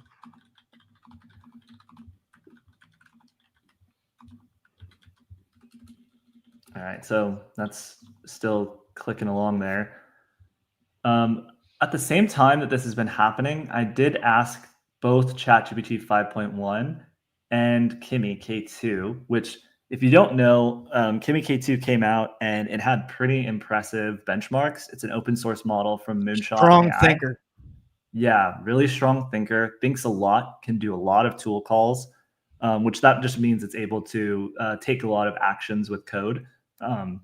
So if it's connected to MCPs, like what Rachel was talking about earlier, it's able to then go and like do a web search, come back, think a bit, do another web search, come back, think a bit, call this tool, call that tool, call this MCP. Maybe it's connected to Figma, maybe it's also connected to Webflow, and you can kind of chat through it in that way. And it can do a lot of those sequentially. Does a lot of it in the thinking chat itself. So, like for instance here, both of these as they're going, they could be thinking models in that they're thinking through it and then they're writing the code, or right now it could be just writing the code itself. We don't really know because we can't see the thinking traces here.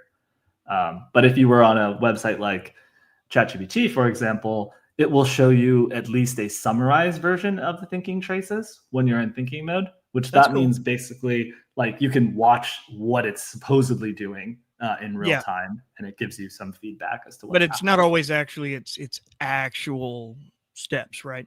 Yeah, I think with Kimmy, you actually do see the actual Yeah. thinking process because it's open source. They're just letting it rip. With a lot of these smaller open source ones, you do too, man. I've played with some Mhm. tiny thinking models lately. Yeah. Like 4B, a 1.5 last night that I sent you. Oh yeah, we featured that in the newsletter this morning. Yeah. How did you like it?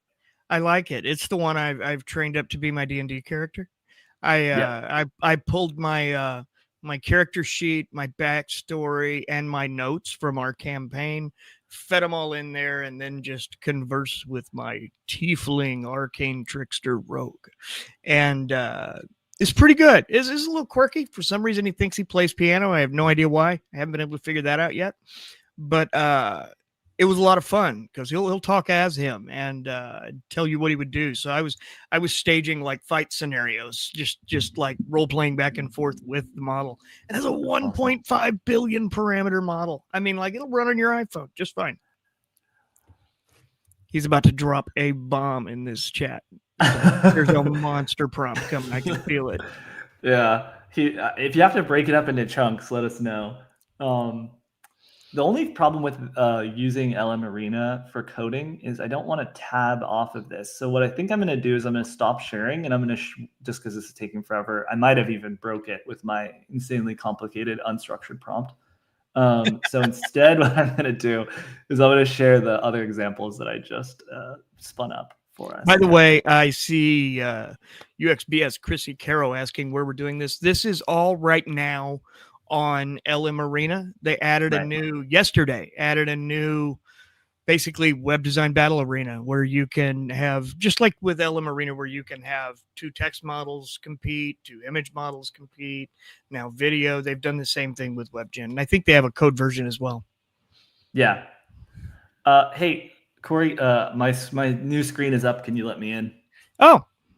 All right. So this is ChatGPT 5.1. This is a new model that just came out yesterday. And 5.1 isn't supposedly supposed to be revolutionary in coding. It's not supposed to be better necessarily than what just came out. In fact, ChatGPT has a model specific for coding, which is called the Codex line of models. And so we'll test this in Codex as well. I just wanted to test this with 5.1 since it's new, and we can see kind of how the soft skills element of this works, because they say it's a lot more conversational and should be easier to talk to and a bit better at instruction following. So let's see what it came up with. So I gave it the Cat Cafe prompt, and here you can see the code snippet that it created. It has this nice little preview link for me here, so I can preview it in ChatGPT. Allow network access. It's trying to connect to the network. Yeah, sure, why not? Okay, so this is what it created. Ooh, I love that. You like the design? Let me rephrase that. I love the brown. I like it too. The gradient on the buttons annoys me. I hate gradients with white text. That's fair. As a guy with a vision issue on one side, I struggle with white over anything, just about. At least with a gradient, I need a solid color. Accessibility. I like that. Your email is Grant, not Adam. Yeah, I'm not going to spend too much time putting. Okay, so this is like dreaming of you. No, I do not have the best D&D Sim DM prompt, but you should know that it's an awful lot of fun to just talk through stuff like that with it. One of these weeks we'll go live because Grant and I both love a good D&D session. We'll go live and talk D&D and AI and have a lot of fun. Okay. The content's blocked when I put in my email, which is interesting. Maybe because it doesn't go anywhere, or I don't know. Interesting. I don't know what happened there. Oh, okay. It looked good though, overall. Yeah. So I'm gonna hit stop, reload this. So preview. Okay, so we're back to where we were. So meet today's cats. Doesn't do anything That's yet. kind of cool though. That's cool. Yeah. Though. I like that. It's a good idea. Cat of the day, you know. Cat crafted coffee brewed for slow mornings. Someone's calling out here that it looks like reserve a cat table on the top right might be hiding a top menu item. You're right. It does look like that, huh? And that could partially be due to screen width for us too. I think but it's it just an should force ugly. it under. If you look at it, it looks like there's a pixels missing here and pixels added here. It does kind of, doesn't it? Yeah. So this is where you can do your mobile orders, visit us, gallery. Coffee's not bad. Pictures all look good. I will say this is the best copy of the websites we've seen so far, Yeah. and maybe that speaks to GPT 5.1's strengths. Color coordination is really cool, and they're very much coffee shop colors. Yeah, it's got these like warm notes, like of brown. Let's see. I dig. Okay, let's try the same exact prompt now, and let's do it in Pro. Pro. No, Pro will take forever, won't it? Yeah, we can spin it up and just check in on it later. So I'm gonna go ahead and have that going. But I don't see Codex on here. I wonder if Codex you have to do it through the API only. Interesting. Okay. Or through Codex itself. So this is Pulse, by the way. Pulse is the thing I mentioned earlier, where basically it will send you a curated, kind of like a ChatGPT newsletter almost. I'm so jealous. It's kind of Perplexity Discover-ish, but it'll also do things with your calendar, with your events, and your. You can tell what I was just looking up yesterday in anticipation of this call, because it says where each AI website builder stands today. It's kind of funny though. It's like, do you know what year it is? Like November 10th, 2024. Like that's so old. Hostinger. This is another hosting website. Base 44 was acquired by Wix. Okay, at least knows I didn't know that. Yeah, that's another option. This is an interesting company because they only they were like 18 people or something, and they sold for 80 million. So it was quite a lot. DeepSight. This was another one we can test very briefly today. What Reddit thinks about AI website builders. Pulse is right now only for pro accounts at the $200 level. Apparently, the catch is it's pretty compute heavy. And best I understand, I watched an interview with their CFO the other day talking about a desire to bring those kind of features down to both the $20 level and eventually the free level. But the problem is they're very compute constrained right now. And so some of these things that are a little more compute heavy, that's why a couple of them are living there for the moment. But talked like we could expect it to make its way down the proverbial cost chart soon. I feel like this just swipes the exact code that the other one made. Unless am I looking at the wrong chat here? New chat, maybe? Oh yeah, this is Pro. Okay. This is what I was talking about earlier with the thinking traces. So on the right hand here, you can kind of follow its logic. I'll go ahead and show you Kimmy, because I think Kimmy is a really cool one. I'm just going to go ahead and replace this here. Switch back over. So there's a lot of different ways you can use Kimmy. Right now I'm using it over the cloud, but I would probably recommend finding an API provider that you like and not using it directly through their website unless you want to. And it's way too big to run locally unless you're sitting on top of a $12,000 computer or something. Yeah. So what we would have to do is we would have to copy this into Webflow and see how it looks. Let's try that. Let's copy this. I also want to just show people Kimmy. Let's just say like, hey, Kimmy, write me a novel. You come up with the idea. Pitch it to me. This is a test I literally did this weekend. Pitch it to me and write the first chapter. I'll show you all just to show its thinking traces, because I think this is interesting. So you can literally watch it right here. It's coming up with different ideas. In fact, actually, let's keep it on brand here. Let's do, hey, Kimmy, come up with website ideas for me to build on Webflow. They released Kimmy on Android in the Google Play Store. So there's an app. So this didn't take very long to come up with ideas. Yeah. Very generic. Maybe if I say like, let's do instead, I'm keeping an eye peeled here. I asked Nasser to send his prompt over to explain this code. our email. That way we could open it. So I just gave it the website code that it generated, and now I'm asking it to explain the code. And then it's telling me exactly what the code does. This is another thing you can do. Like if you're using an AI code builder, I would, so that you understand your website, I would work with the AI to ask it like, okay, what do all these features do? This is a good way to teach yourself code as well. Like, okay, this is like HTML, this is this snippet. You could go in here and you could say like, based on this code, explain each line to me and what it does in context of the terms. It's kind of a weird phrasing. And ask me questions about it to make sure I understand. So like you could do something like that. So then now I've got this JavaScript here and I want to understand, okay, what did it actually write? What's happening on my website? And then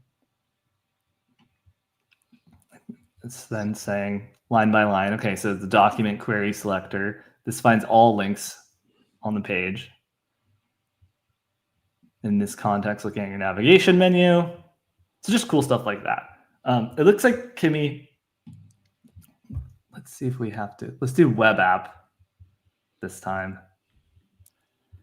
And let's give it the prompt we gave it before, which is the cat cafe design. I'm new to Kimmy, so I'm still figuring out all the UI stuff. So OK Computer is its agent mode. Yeah, so that's what's happening here. I love this UI. Hey Grant, I'm gonna chat over here to you a link to Nasser's prompt in a Google Doc that he emailed in. Awesome. So this is cool. What's happening here with the OK Computer agent is it's created a list of 12 tasks for itself. Yeah. And it's now going to track the progress towards those tasks. So it looks like it's completed the first one. And then now it's searching web page for cat cafe interior design. What is it actually searching for? Earth tones, artisan. Looks like it's just searching for a bunch of keywords, which is interesting. Yeah, really cool to watch these types of agents work, actually. Okay, looks like he's swiping ideas from other websites, which is funny. Nice little Radiohead nod in the upper right corner. Yeah, totally. All right, well, Kimmy is working on that. I'm going to go ahead and share the LM Arena. Let's see if either of these guys got looks like they both broke. Yeah, so which is expected. I mean, I gave it a really complicated request. I was basically like, hey, completely redo this website, which I don't recommend anyone do. The one you're about to send here in a minute from Nasser is very detailed. Looks good. Where did you send that to me? On Slack or? Oop. I just realized I clicked the thing at the same time Ika did. No, right here in the StreamYard chat. Perfect. Oh, okay. This is Google Doc. All right. Yep. Looks like it's got base 44 stuff in it. Interesting. So I assume that means Nasser uses base 44. Interesting. Okay, let's try it. See what happens. Okay, what screen am I sharing? Okay, there we go. So I'm gonna go to new chat because that battle broke. Let's try this here. So we're back to the LM Arena. We're trying this prompt that Nasser gave us. So it sets the environment variables in base 44. I'm not sure if they're going to be able to do that on the LM Arena. But that's good to know. Yeah, that's good to know if you're using that, and you've got it connected. Then app purpose, coffee shop ready app that lets customers browse drinks, place custom orders, earn rewards, and chat with an AI barista. App idea name. It's got the name, the slug. Maybe Nasser could tell us how he generated this, if he generated it with Like, did you give it a request and then you got this structured output back? I'd love to know the creation process for this. Let's see, audience outcome, core, noun, and flows. Dual thinking. So this is interesting. So it's got flows. So Yep. you're going to create the order. You can edit the order, generate an AI drink recommendation, export the order, and share it. Include AI assistant and drink recommender and barista chat mode. It's got a free tier, 5 credits. Your personal barista in your pocket. That's fun. I love it. I imagine that he works with the AI to create this. I mean, if he took the time to write all of this, that's cool. Interesting. So while that's going, we'll tune back into that and share the results when those are ready. Let's go ahead and very briefly show DeepSight. DeepSight was one of the website builders that I was most impressed with when I first saw it.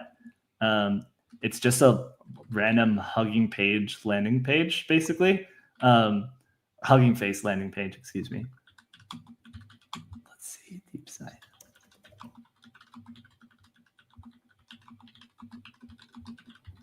So I'm going to go ahead and pull this up.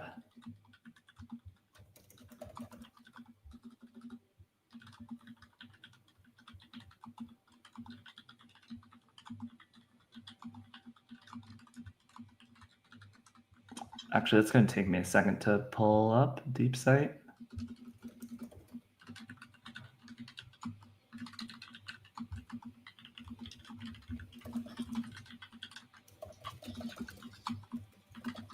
I might have to skip that one because we're getting close to time. Yeah. Well, if we go a little over, it's okay today. I told him we probably would, so we made sure and get through the 5 we promised. Perfect. Okay, that sounds good to me. So then I will go ahead, and the other website builder that I recommend that is probably the easiest to use to get started is Google AI Studio build mode. Yeah.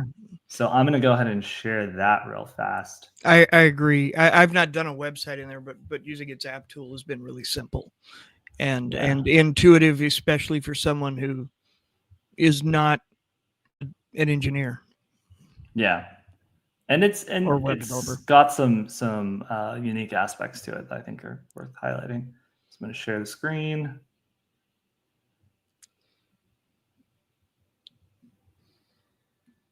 By the way, don't let me forget to go back and check on the GPT-5 Pro website that we created. So what do we want to do? Do we want to test the same? Let's test maybe. We could do one of their internal apps here. We could test the same prompt with the cats. It might make sense to do the same one. That way we're looking at apples to apples. Let's do that. So let me pull it up real quick.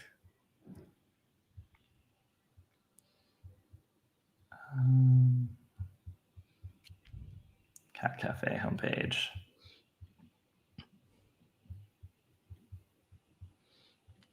Excellent. All right. Got it. Okay, so there's a lot of things that I can edit here when I go into the model. I can choose what model to use. Right now, Gemini 2.5 Pro is really the best one for this type of thing. You can give it system instructions. So for example, the prompt that we pasted into the LM Arena that we're testing right now, we could put a lot of that as system instructions here that you can actually save. So somebody in the other day, I don't know if they're live on this stream, I mentioned that I have a 26,000 word system prompt that I use in AI Studio. I'll go ahead and show that real quick just because I think it's funny. So under here, system instructions, you can create new system instructions and you can save them. So I have this system prompt one, and basically I say, pasted below is an outline covering everything I want to talk about in this story. And then from there, I give examples of how to write the story. I give it the style guide that explains how to write in our style, all of the idiosyncrasies of it. And then I have just like a ton of example stories that I've written in the past. And it is like massively long. I shared this with a developer on our team named Micah recently, and he was like, 26,000 words. What are you smoking? But AI Studio can handle up to 1 million tokens of context. Like, But that doesn't mean you should use it. But I subscribe to the Amanda Askell belief that you should give it as much context as possible. If it takes an entire handbook to describe what you're trying to build, then go ahead and do it. And I think clarity is more important. I think context is vital, but I think clarity is important, and I really believe in the idea of going through and streamlining language a little bit. That's totally fair. For what it's worth, Grant and I generally believe different things on every subject. That's totally fair. I'm not saying I don't have good luck with great big ones, but I also think the longer you go, the more chance you have of redundant stuff and things that can affect how it comes out. Yeah, I agree with that, and I think it has gotten a bit generic, so I do need to switch it up. Yeah. Frankly, I've been waiting for Gemini 3 to come out, but any day now, Google. But anyway, so that's why I explained that. So if you're developing lots of websites or lots of different iterations of your website on build, you can save system instructions. So we could save like Nasser's instructions here, and then we could save those and apply them to any simple prompt here. So like you could say like, for every website, this is the style that I like. This is the components to use. Write it in this way. Write these languages, et cetera, et cetera. So you can put a bunch of stuff in there. Now we're just going to do build, and we're going to test it out. So while that is loading, why don't we go ahead and check on our other attempts here. So it looks like GPT-5 Pro wrote me a ton of stuff. And I'm going to say, spin this up in an artifact. You can't see this right now. I'll share it in a second. Oh, I guess I get confused sometimes. It's not an artifact, it's a canvas. Spin this up in a canvas file so I can preview it. That's how I would say that. All right. Let's see what happens. See what we get. Yeah, while that's loading. Let me also check the LM Arena situation here. Looks like something went wrong with... Actually, I'm going to share this tab instead. Ooh, I didn't know you could do that. That's great. So option A broke. Something went wrong. Don't know what happened there. Option B looks like it worked. So this was Nasser's prompt. Let's see how we like it. So it looks like it followed the instructions with the naming conventions. Browse menu. Okay, I'm not a fan of the font, but I will not hold that against it. Yeah, design-wise leaves a lot to be desired. But, everything's there and it's laid out cleanly. Functionally, it seems like it's following his flows. Oh, yeah. Milk. I like that. Sweetener. Yeah, functionally, I love it. Orders saved. Upgraded to Pro for more orders. Let's see what happens. Redirecting. He mentioned having a Pro version. Okay. Instructions. Technically, it redirects to Square, apparently. Get the guide. Okay, you can check your email. I didn't enter anything, so I'd want to say, I want to give it the note to only let get guide to work if the email is actually in there. Yeah. What are the other options here? So my orders, AI barista. Oh yeah, let's see how this works. Hey, what's the best coffee here? Nice. And I appreciate that you're going through the front and trying these out, because it's really easy. A lot of times I've worked with websites that I feel like were built based on everything about designing it without as much work into going through and trying everything and seeing, does this function suck? Is it something that is natural? Is this what a user expects? Is this, I think having that, both of those eyes, I think are really, really important. Yeah, this looks great. This one turned out really good. Did he ever say, because I can see the comments right now, did he ever say how he built it? No.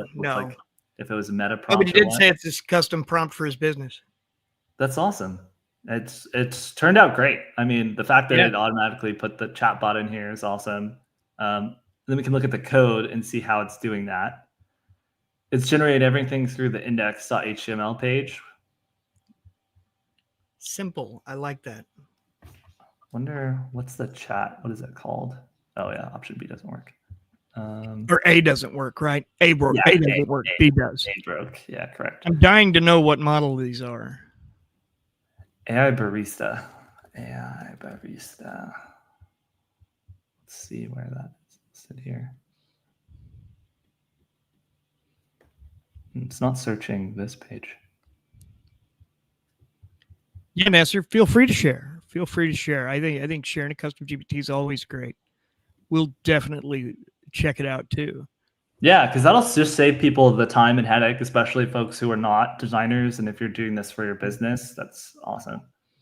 Yeah, let's go ahead and see which one. So B is definitely better. Let's see which one it was. Claude Opus. Okay, that makes sense.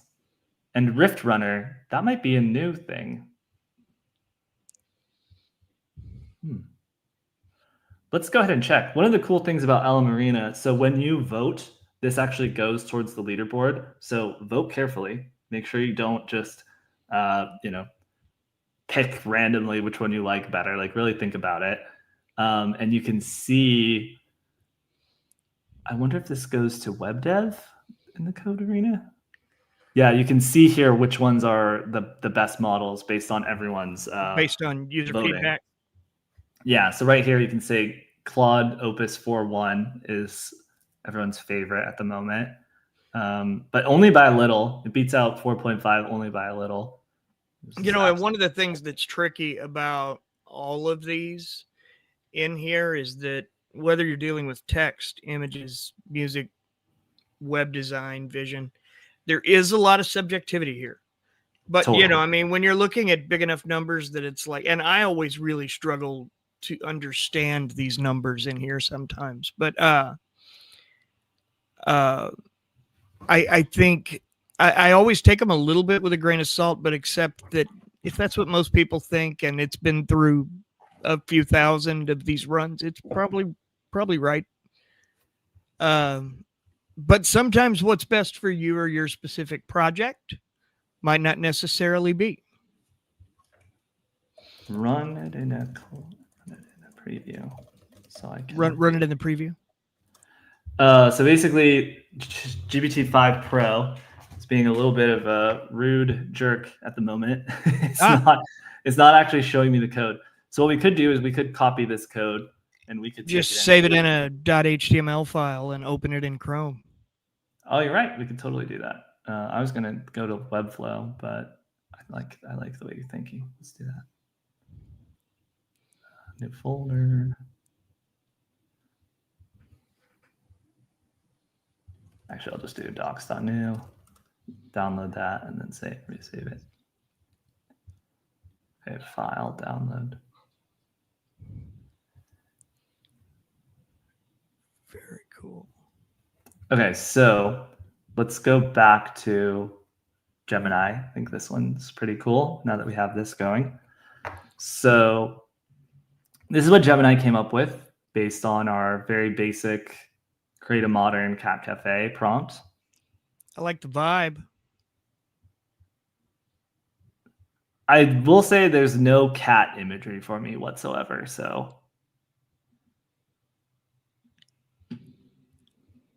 like the images that it selected were not so good, but that's something that you could very easily go into the code and fix.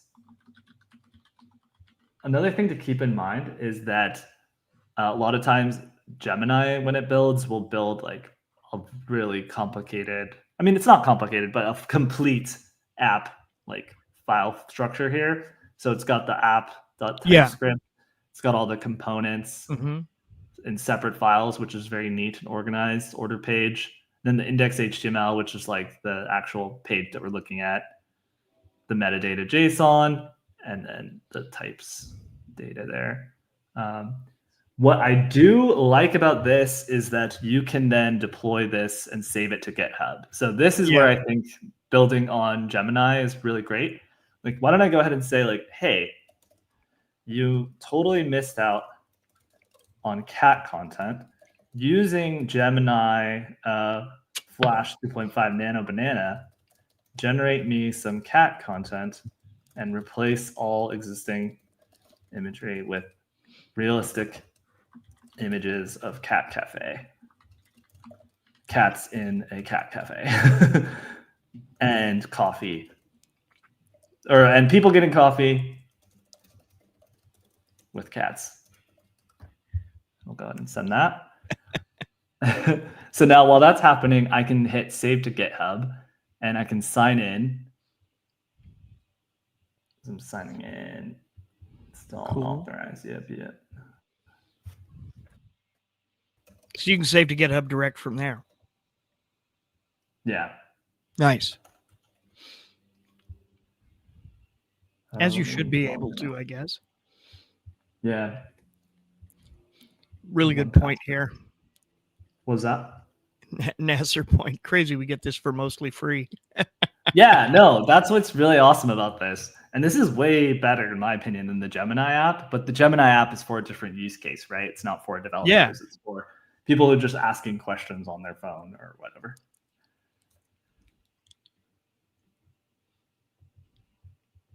Okay.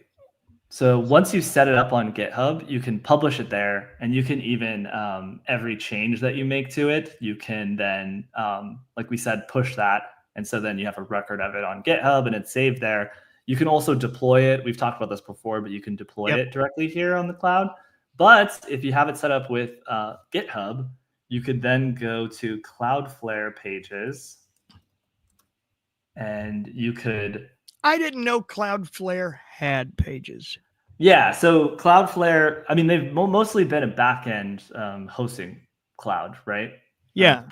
Yeah, for their most of their history. They have a thing called Pages, where basically this would be an alternative to Webflow, where you can sign up here, you can generate a page, you can connect that page to GitHub, and then from there you can just directly from Gemini deploy to GitHub and then push that deployment live on Cloudflare, and you could basically edit your website in real time. So that's a really fast and easy way to quickly make changes and push them from, directly from the AI Studio editor to Cloudflare. Now, as Rachel showed us earlier, Webflow has that all natively built inside of it. So that might be a better solution for a lot of people. Like, one thing to keep in mind is, when you're building with, let me go back to my app here. When you're building with AI Studio, it might work in this Studio code runner here, but then you deploy that to Cloudflare and it gets confused. So a lot of times what'll happen is you'll get that like white screen of death that we saw earlier with Rachel. And you're like, why is this like what's wrong? Calling Google dependencies and stuff probably. And it works here, but it doesn't work there. So that's something to keep in mind. You'll have to tell it you're building this as a Cloudflare page. Totally. So I could say, like, I could go back to the start. I could use the same prompt that we used, right? Let me, where do I see the actual, for some reason it's not showing me the prompt we used, but I'll just grab it from, where did we have it before? From ChatGPT, I'll grab it there. Very cool. Okay, so what are your thoughts on this so far, Corey? Which tool do you like best? What website do you like best? I like AI Studio just because I like the simplicity of it. And if you happen to have a Google Cloud account already, it's a quick deploy. And I do like that in here, the code is yours. That's a thing I'm big on. And I know most of them are like that now, but I know early on, weren't there a couple that you didn't really get your code? Like, you were vibe coding, but it's got to live here. And yeah, I forget which I don't know if it's still like that, but there's a couple where they keep you locked into their system, which is BS in my opinion. yeah, and that may have just been the case early on. I don't play with a lot of vibe coding tools. For the most part, I do a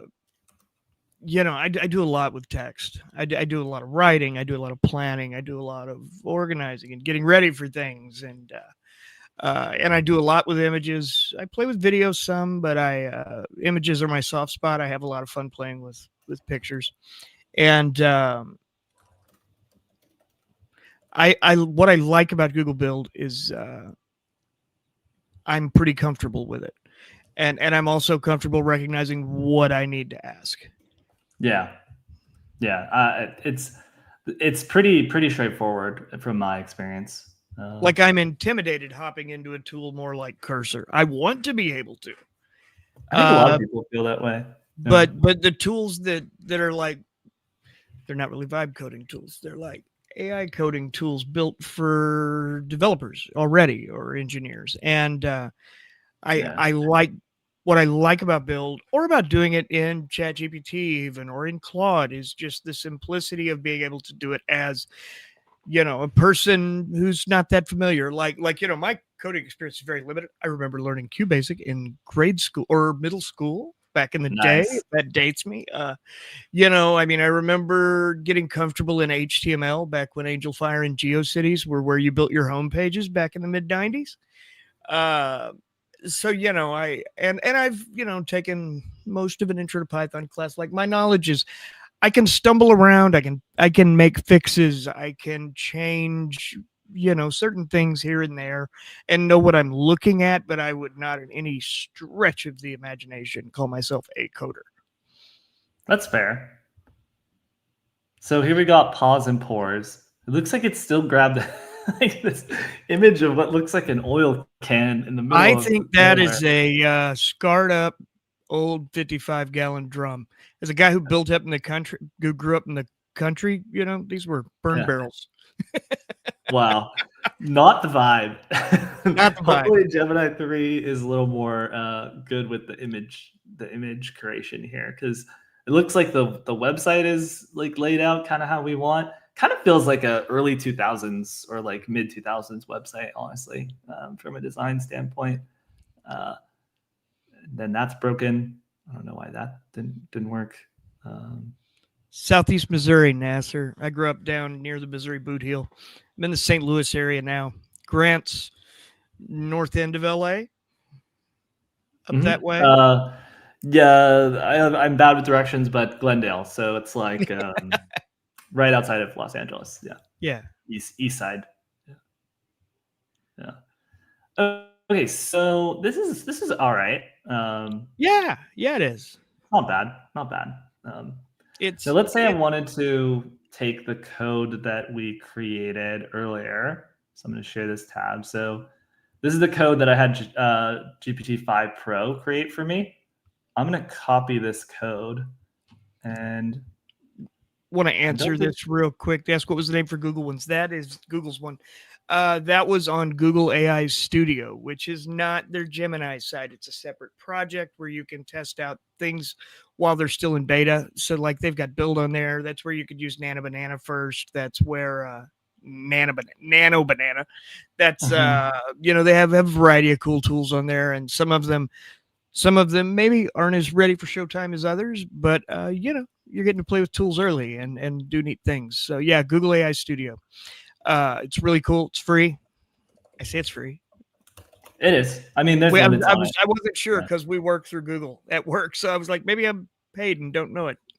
Yeah. To be fair, I don't know, but there's a lot you can do on there for free. Like I'm not paid on my personal, and I'll use it there. Yeah. Cool.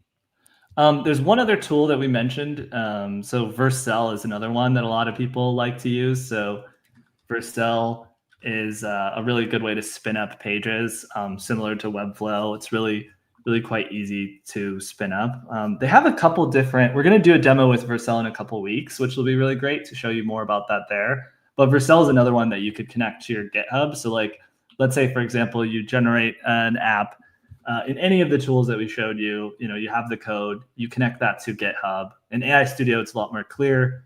And up here in the top right corner, you go save to GitHub, and then it's easy to connect it that way. So then once you have it connected to GitHub, you can import your repository with Vercel, and you can continue with GitHub and then spin it up and host it through them. Now, technically, I think they're not a backend provider themselves. They just make it really easy to connect to like AWS infrastructure. Yeah. I forget exactly how it works. But it's sort of like, okay, this is like the middle tool that helps you get it from like, I've got my code from ChatGPT or Kimi or Google or whatever crazy thing I'm using in LM Studio, LM Arena. And then I can, connect it to my GitHub. I can then connect the GitHub to Vercel or Cloudflare pages or Webflow. Seems like Webflow, you can do it a bit more directly. And then you'd host it through those tools. So killer. Grant, who are we missing? Who have we not hit that we said we'd hit? Let's check, because I know we're over by Claude? 10 minutes. I mean, we did get a Claude run through LM Arena, but a really nice 4.5 sounded example, if I recall. Oh, yeah. No, I feel like Claude we tested well. We didn't test Claude Code, which we have to do a whole other episode about that, because people have got to get friendly with terminals. We were going to do we were supposed to do a Codex versus Claude Code, not so much a versus as just a kind of a comparison, but I think that fell through I don't think we did it. Did we, Grant? No, we will do it. We've done enough videos now that they kind of blur, and I'm like, I know we talked about it, and I feel like maybe we wrote a document about it, but we never actually. I'd love to get one of the legit AI coding YouTubers to join us for that, because I think that they would have a lot of insights for everyone. We could kind of represent the more amateur, like kind of like exploratory questions, and then they can give us the advice from like a professional. I think would be great. Yeah, we've reached out to a couple, but haven't had luck getting anyone yet that was to come on. I say that's just sometimes it's hard to contact people; they're all busy. I think the other one we mentioned was DeepSight on Hugging Face, but for whatever reason, I'm not able to find that right now. I don't know if it got taken down or what happened with it. I saw it on there last night. I don't know that I saw it in Spaces though. Yeah, where it's already up there. Let's see what else we got. Oh, just a reminder, next week we will be at Microsoft Ignite in San Francisco. We'll be out there Sunday through, I think Grant's there through at least Wednesday. I think I'm Thursday. So if you're there, you're on site, come find us, hit us up, shoot us an email or a note or something. We'd love to get together and say hi, or drink a cup of coffee or whatever. Hopefully we'll have a lot of cool content from there. We've got some really neat interviews scheduled during that I think will be fascinating. We'll be getting into a lot of new stuff that's all exciting. We'll also be, or I guess I will be at AWS reInvent in Vegas. Is reInvent right? I think that's right. Mm-hmm. Yeah. First week of December. So, wherever you are, if you're around and it's a town we're in, let us know. Absolutely, love to talk to you guys, get to know you better, and hear what you like, what you don't, and figure out how we can make this better and keep it growing. Okay, great.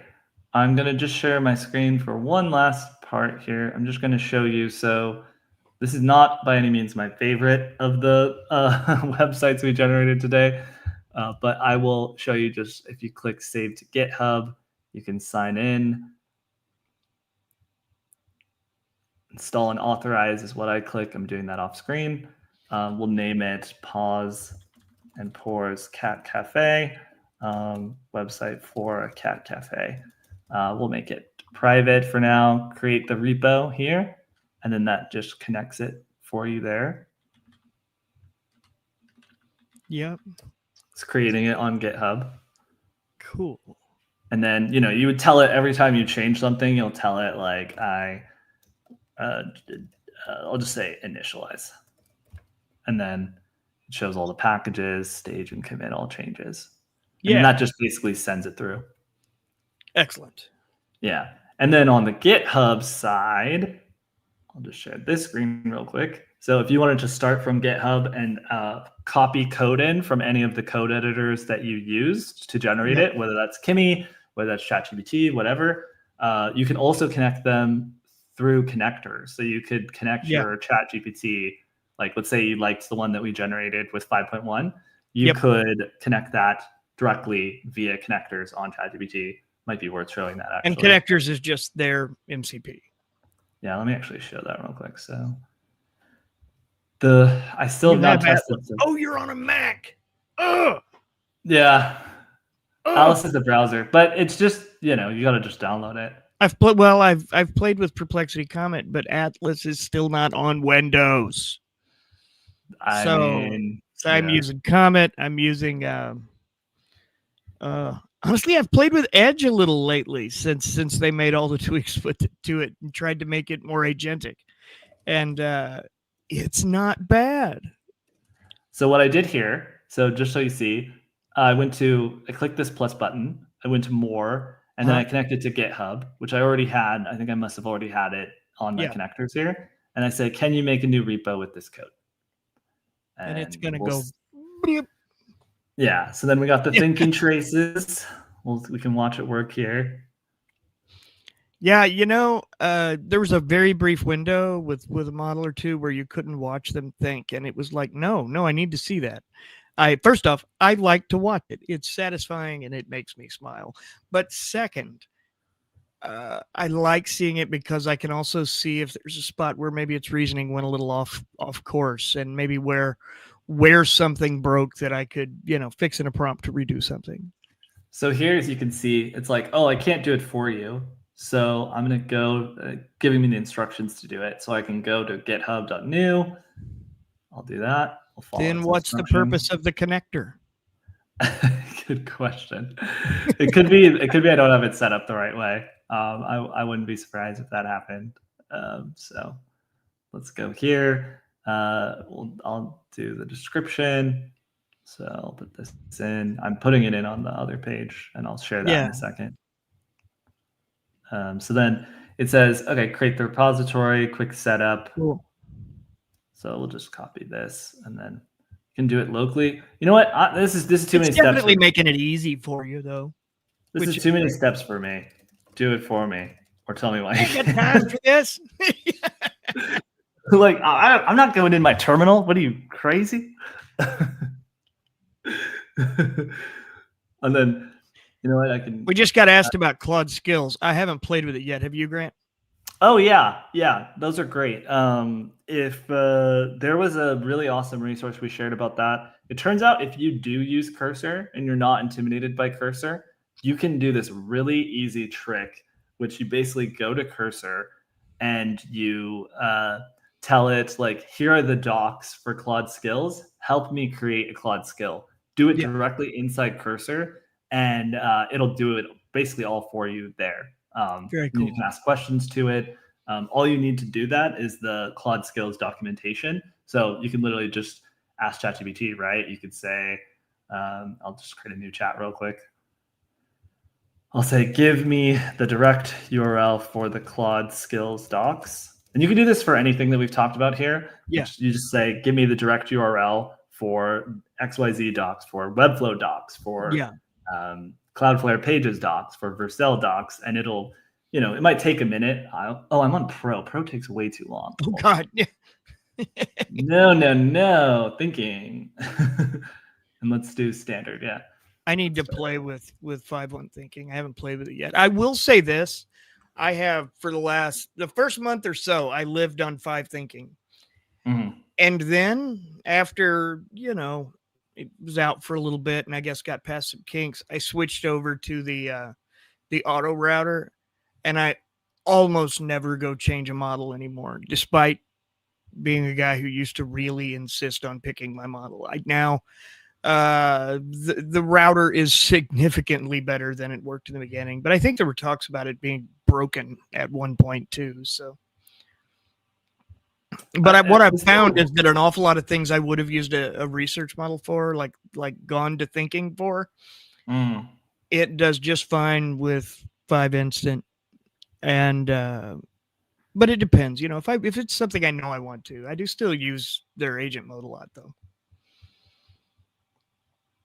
Okay, so do you know this? I always use cursor on the desktop. Oh yeah, you can do cursor agents for the web. Okay, great. Nice. Great.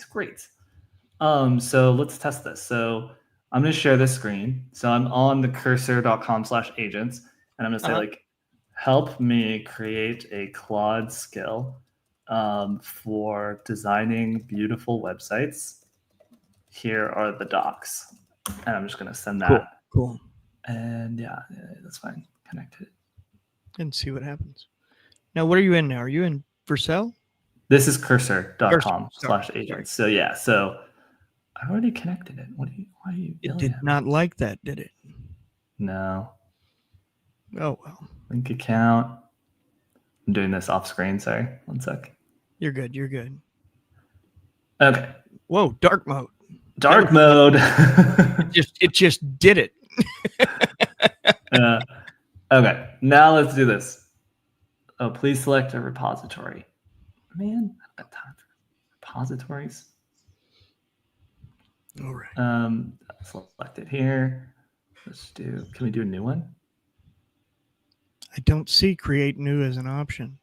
Could it be at the very bottom? Let's do this. Let's do what if you code. What if you tell it to in the prompt, create a new repository called blah blah blah? That's a good idea. Jeez. Okay, so I don't think we can do it with the agent mode. The agent mode seems to be very difficult. So what you'd have to do is you do this exact same process on the desktop version of Cursor. So in order to get that, you would do cursor.com, not agents. Now it's like stuck on this agent mode thing. Nice. I'm stuck. Help me. How about this? Man, you're in the deep water all on your own over there. Hey, create a website about cats and coffee. Let's do that. Why has it failed to create? I've never used this before, so apologies to everyone. We're doing it live.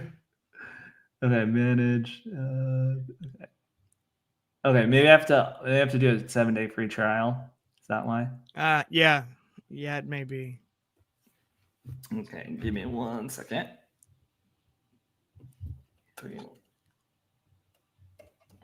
You can connect VS Code to Claude skills, and then VS Code will acquire the same skills as Claude while you're coding your project. So nothing lost, streamlining the whole project. Okay, I can't do this now. Well, we're a little over time today already too, and we went off the deep end. We did go off the deep end, but man, it's been a lot of fun, Grant. I want to thank Rachel Wolin and Webflow. That was a really cool demo earlier. I think there's a lot of stuff you could do right in their tool that I wouldn't have guessed right off the bat, at least not yet. And I mean, I guess it's all brand new too. So, but really appreciate her coming on here today to walk through and show it off. Lots of great questions from the audience too. Really appreciate that. And all of the people who have been here all afternoon. We have one more thing, Corey, that we have to do. Do you remember? Who did we miss? We're going to do Thursday Trivia live. Thursday Trivia live. Yes. Yeah. Yes, I forgot. That's okay. So I'm going to copy. For those of you who don't know, or maybe don't subscribe to the newsletter, which you should, pop by the neuron.ai and sign up today. But for those of you who do, on Thursdays, we do what's called Thursday Trivia. And that is where we find 2 images. One of which is made by AI, one of which is made by a camera. And you have to decide which is AI. And it sounds like that would be really easy. But the fact of the matter is sometimes it's nightmarishly hard. So when you connect Cursor, is it connecting VS Code? Is it like connecting VS Code? Same type of connection? Well, it didn't work for you, did it? When you're connecting Cursor, connecting Cursor to what? What was the question? It didn't say. And they may actually be talking to the person who was talking about the viewer who was explaining about running it through VS Code. So yeah. Oh, okay. Yeah. Cool. Yeah. All right, you have your pictures ready? Yes. Dun, dun, dun. Well, We have no prizes, but you get all of the bragging rights. I'll find a more elegant way to share these next time. But probably putting them together in one picture would be helpful. yeah, Or side by side in a Word doc or something would be. Yeah. You know what? You could also screen grab where you put them in Slack earlier, where they're side by side. Oh, never mind. I see you building out your Tetris down there. There we go. All right. So on one hand, we have a screenshot from Spyro, and on the other hand, we have another screenshot from Spyro. And we are going to, sound off in the chat. This is called a Spyro A. Okay. And the one on the right will be Spyro B. Oh, no, I went backwards. You put A on the right and B on the left because you're a monster. Is that your phone? Yeah, I just turned it off. Sorry. What kind of monster puts B on the left and A on the right? Okay, I'll fix it. Do that. I'll fix it. Okay. Spyro A, Spyro B.